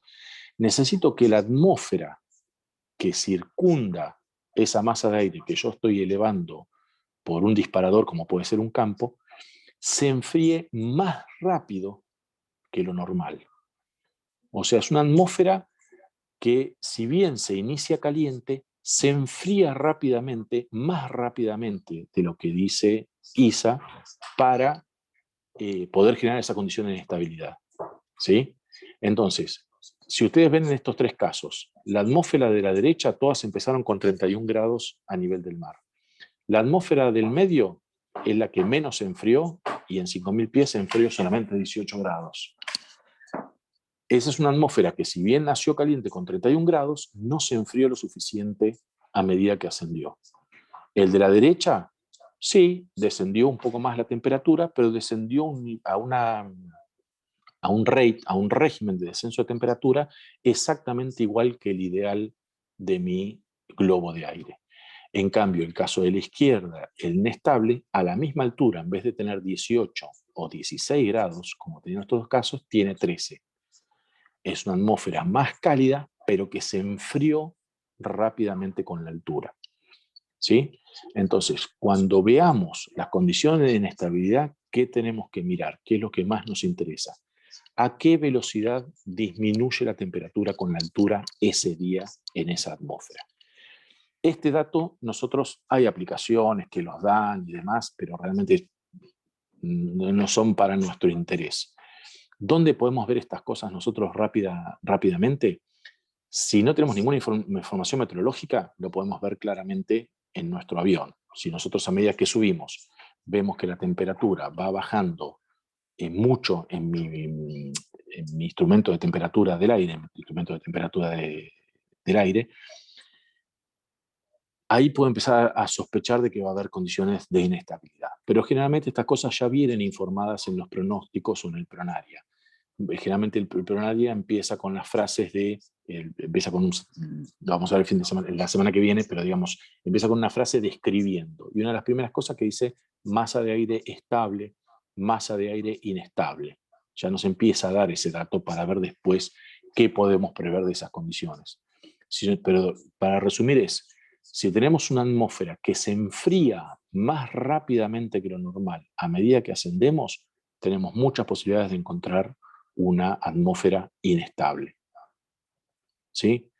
Esto después para que saquen las cuentas simplemente. ¿Qué me va a generar esa atmósfera inestable? Condiciones a bajo nivel de turbulencia, o sea, todas cosas en general negativas para nuestra actividad, excepto una. Inestabilidad, ¿qué me va a significar? Turbulencia, generalmente relacionada con turbulencia térmica, con burbujas de aire que crecen, o sea, que empiezan a subir y no paran de subir.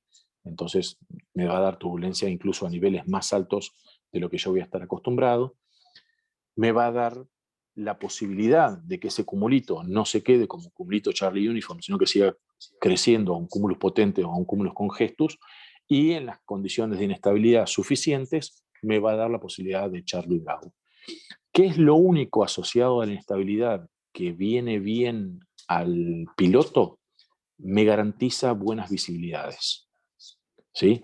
Una atmósfera estable, si ustedes imaginan una atmósfera estable ese día de viento calmo, están volando en Tolosa o en La Plata, ese día de viento calmo, de sol a la mañana que amanece y no hay viento, ¿qué empiezo a ver yo? Empiezo a ver mucha bruma para el lado de Buenos Aires, empiezo a ver algunas nieblas para el lado de Seiza o también en la zona del oeste de La Plata.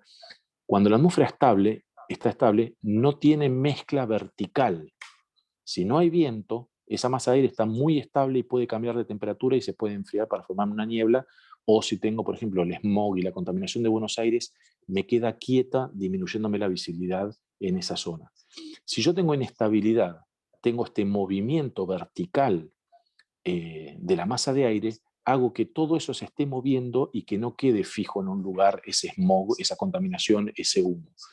Entonces, lo único bueno para nosotros de la inestabilidad de la masa de aire es que voy a tener buenas visibilidades. O sea, nunca voy a tener una niebla en una atmósfera inestable. Nunca voy a tener una gran reducción por bruma en una atmósfera inestable. Ahora, como yo les decía, típico cuando miran de La Plata o de Tolosa hacia Buenos Aires, esas mañanas de invierno súper estables, que no se mueve 1 grado el avión, está impecable de turbulencia, y ustedes miran a Buenos Aires y ven una capa completamente negra o marrón de todo el smog, la bruma, humos y demás que se producen en la ciudad, que por esa estabilidad se quedan ahí. ¿Sí? Obviamente las contras son mucho peores porque llegó hasta la posibilidad del Charlie Bravo, o sea, con la inestabilidad suficiente del aire, ya tengo eso, tengo una condición de vuelta, como hablamos con respecto a las reducciones de visibilidad de las nieblas, o como hablamos de un viento sonda, que son condiciones que afectan seriamente la seguridad de nuestro vuelo. Ya no estamos hablando de confort, sino que estamos de una turbulencia, sino que estamos hablando de condiciones que pueden romper un avión en vuelo, en caso de entrar un Charlie Bravo, o pueden ocasionar una pérdida de control, como por ejemplo un downburst, una corriente cortante debajo de un Charlie Bravo, que ya lo vamos a ver también. Con esto los dejo por hoy. Si quieren preguntas, no hay ningún problema, no tengo límite de tiempo, pero ya dejamos el resto para el miércoles que viene, también a las 6:30 de la tarde, si mal no recuerdo.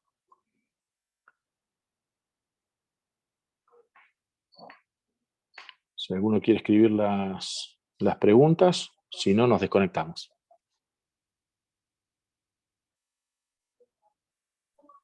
Muchas gracias. De mi lado, todo muy claro, como siempre. Un abrazo. Dale, ningún problema. Si después quieren ir anotando las preguntas, me las mandan la semana que viene, no hay ningún problema. Bueno, muchísimas gracias. Luego, muchas gracias. Perfecto, muchas gracias. Buenas noches. Ningún problema. Igualmente, Muchas gracias. Hasta luego. suerte.